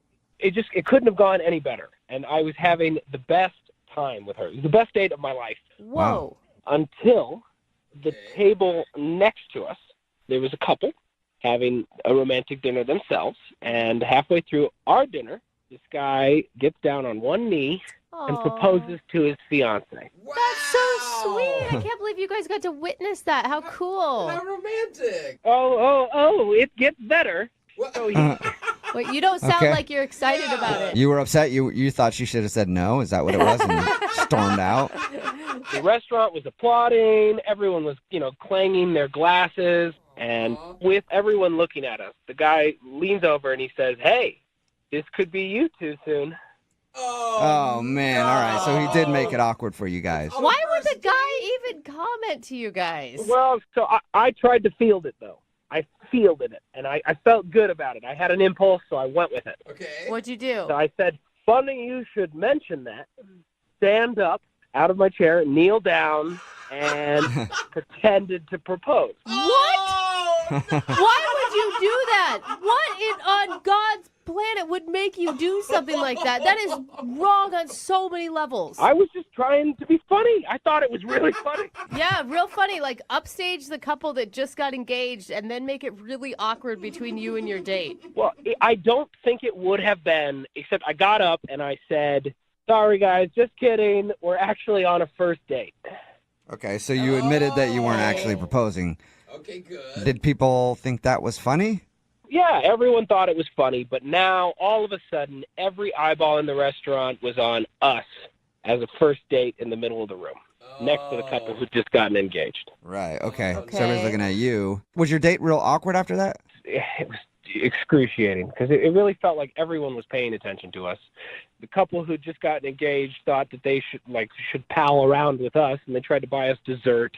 And at the end of the dinner, the manager came over and he says, "Look, if you ever want to come back to the spot of your first date to propose." Oh, yeah. Call. Yeah, but you're acting like annoyed. You're the one that set yourself up for that. I didn't propose to the woman next to me at the other table. That guy did it. Yeah, but you didn't have to fake a proposal to your first date. Exactly. No, but you weren't there. I had to make the joke. I don't know, man. I could just see if I was your date. You don't want to see someone joke about that even. Like the first time you see a man get down on a knee, you want it to be for real. Well, I don't know if you get the sense of humor in it. Okay. Did your date get the sense of humor in it, though? I think that's most important. I think she did. She laughed. She laughed hard with everybody else. I think it was me saying that it was our first date and that it kind of put us under a microscope for the rest of the evening. So why do you think all the attention ruined your night? Because it felt like we were on display. I mean, you could see the people would like lean over and whisper to each other like while making eye contact with me. Oh. And I didn't feel good about the rest of the date, and I think Naomi felt the same way. So how did it all end with you and Naomi? With an awkward hug. Oh, yeah. All right. So everything went downhill after that fake proposal. It ended with an awkward hug, and then I kind of reapproached the joke, and this is where I think, Brooke, you're probably right. I went too far because I said, maybe we'll come back one day. Oh, man, you should not have called back to that joke. You should have pretended like it never happened. No, that just feels like it's too sincere then. I feel like that makes it then not a joke. Well, that's why I'm thinking I screwed it up. I mean, I thought it would be funny, and she didn't really even laugh, and we've texted a little bit, and it's sort of lukewarm. When I asked her if she wants to do anything, I don't really get a response. Okay. Well, we'll play a song, come back, and then call your fiance and get your second date update, okay? Hey, thank you. Yeah, hang on. Moving 92.5. Brooke and Jubal in the mornings. Second date update. And welcome back to Dating Tips with Justin from today's Second Date Update. Always remember Justin's 3 rules for a successful first date. 1, open all doors for your date. 2, make sure you pay the bill. And 3, always fake a wedding proposal. Oh, God. Sure to work. Oh, man. Never. Justin is on the phone for a second date update, and today he wants to call a girl named Naomi. They went out on a date to a restaurant, and the couple next to them got engaged. The restaurant was all buzzing about it, and so Justin thought he'd play a funny joke and then stand up after them and go, "We're getting engaged too." His joke wasn't as well received as he thought it was going to be. Justin, are you ready to give your former fiance a call? I am. And, she's just so cool. And so I guess what I'm looking for is like a redo, just a second chance. Yeah. I mean, you said it was, up until that point, the best date of your life. Yes, that's how I felt. So was there some sincerity behind your joke proposal? No. Okay, well, that's Not at all. I just want to make sure, because they say there's always some truth to every lie. Yeah. I mean, if she'd have said yes, it would have turned into the worst date ever. Yeah. Okay. I just want to make sure you didn't secretly want that. All right. Yeah, that could have gone so bad for you. If she's like, "Absolutely, I'd love to." And then she calls her mom right then and there, and now you're stuck. All right, well, I'm going to dial her phone number and see if we can get her on the phone. Here we go. Oh, God.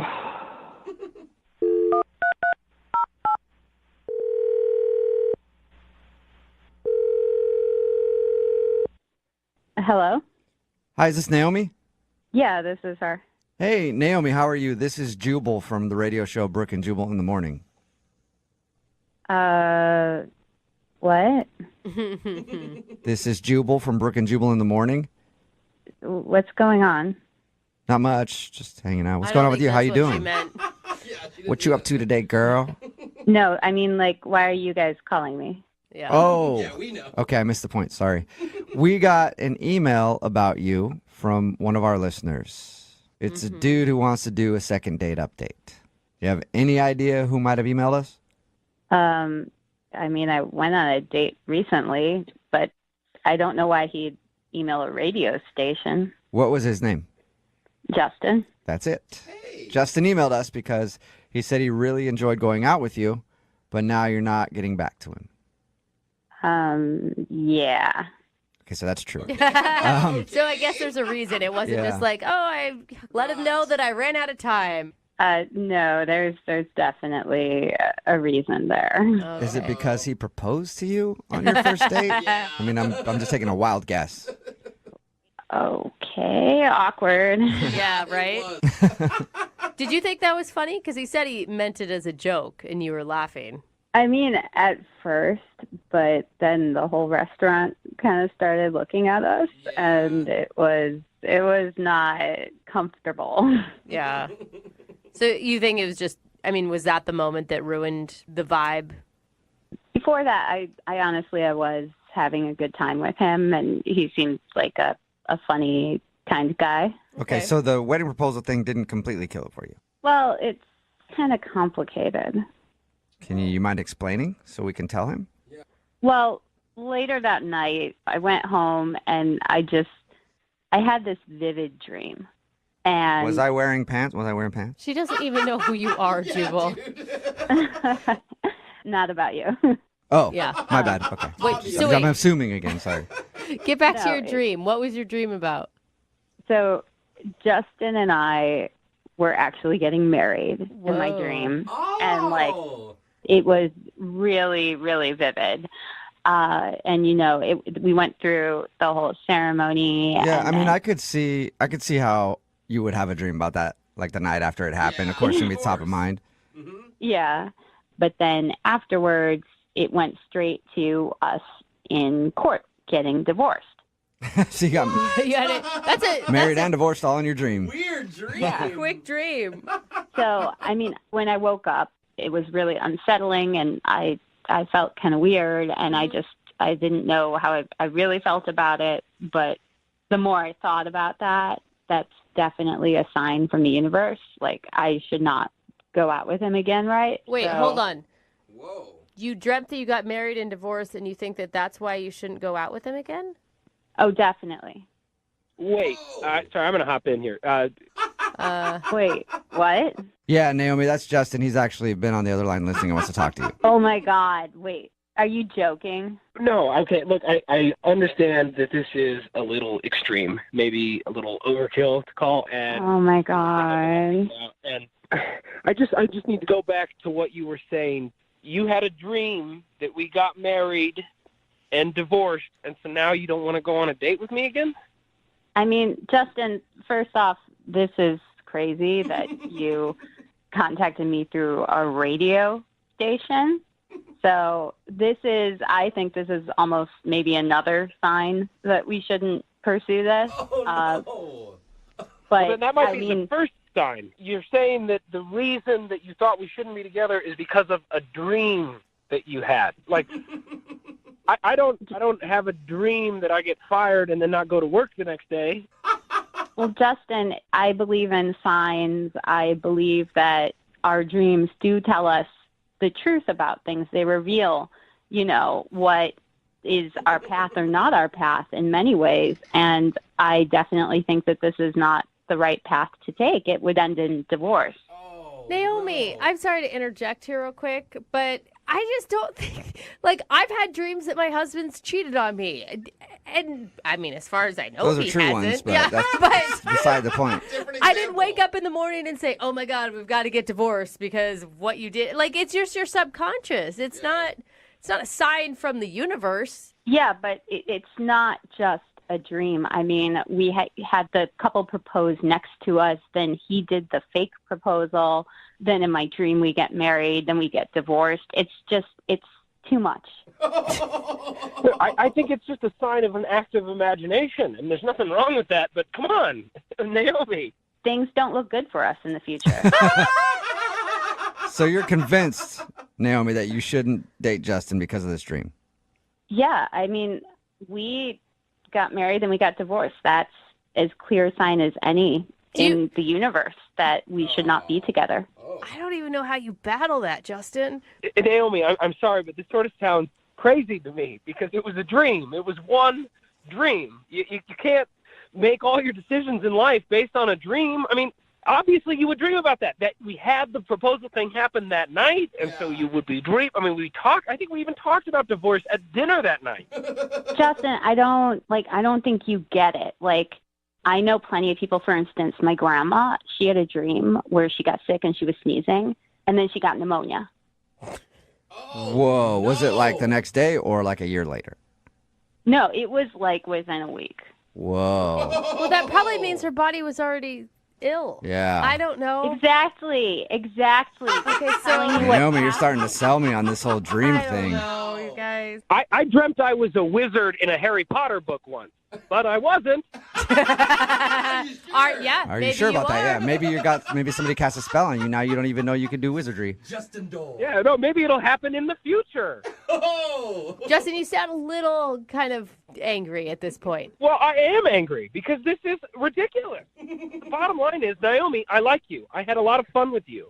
I think we would continue to have fun together, and that bizarre freak incident is not going to happen every time we go out. All right, with that being said, Naomi, would you like to go out with Justin on a second date? We will pay for it. Ooh. Yeah. You didn't dream that, did you? Yeah. And Naomi, think about it. I feel like you have to give him another chance, just one more time. And if you have a similar dream, then call it quits. You guys, I've got a bad feeling about it. I just don't want to tempt the universe with stuff like this because we'll end up regretting it. And I don't want that. Justin, you're a nice guy, and I wish you the best of luck. Oh, wow. Man. I really think you're making a mistake. I cannot fathom that this is actually happening. But if this is what you really want... Justin, it's not what I want. It's what the universe is telling us is right. No, it's what you dreamed. Come on. Well, And dreams are signs, Justin. either way, Justin, it doesn't sound like you're getting a second date. I'm sorry, man. Well, thank you guys for trying. Yeah, no problem. And Naomi, thank you for your time. Appreciate it. Before you go, could you do me one favor? What is it? Can you dream about me winning $1 million? Me too. Yeah, all of us? That'd be dope. Text in at 78592 says, I had a dream once that my girlfriend dumped me. Sure enough, next morning she left. Oh, so really? okay. maybe sometimes you should believe your dreams. Oh, It's wow. Brooke and Jubal in the morning talking about today's second date update. Justin wanted to call Naomi. They went out for dinner, and there was an awkward moment when a couple got engaged next to them, so he thought it would be funny to fake an engagement. He thought she wasn't calling back because of that, because it was awkward. But really, she wasn't calling him back because later that night, she had a dream that they did get engaged. Yeah. And then they got married.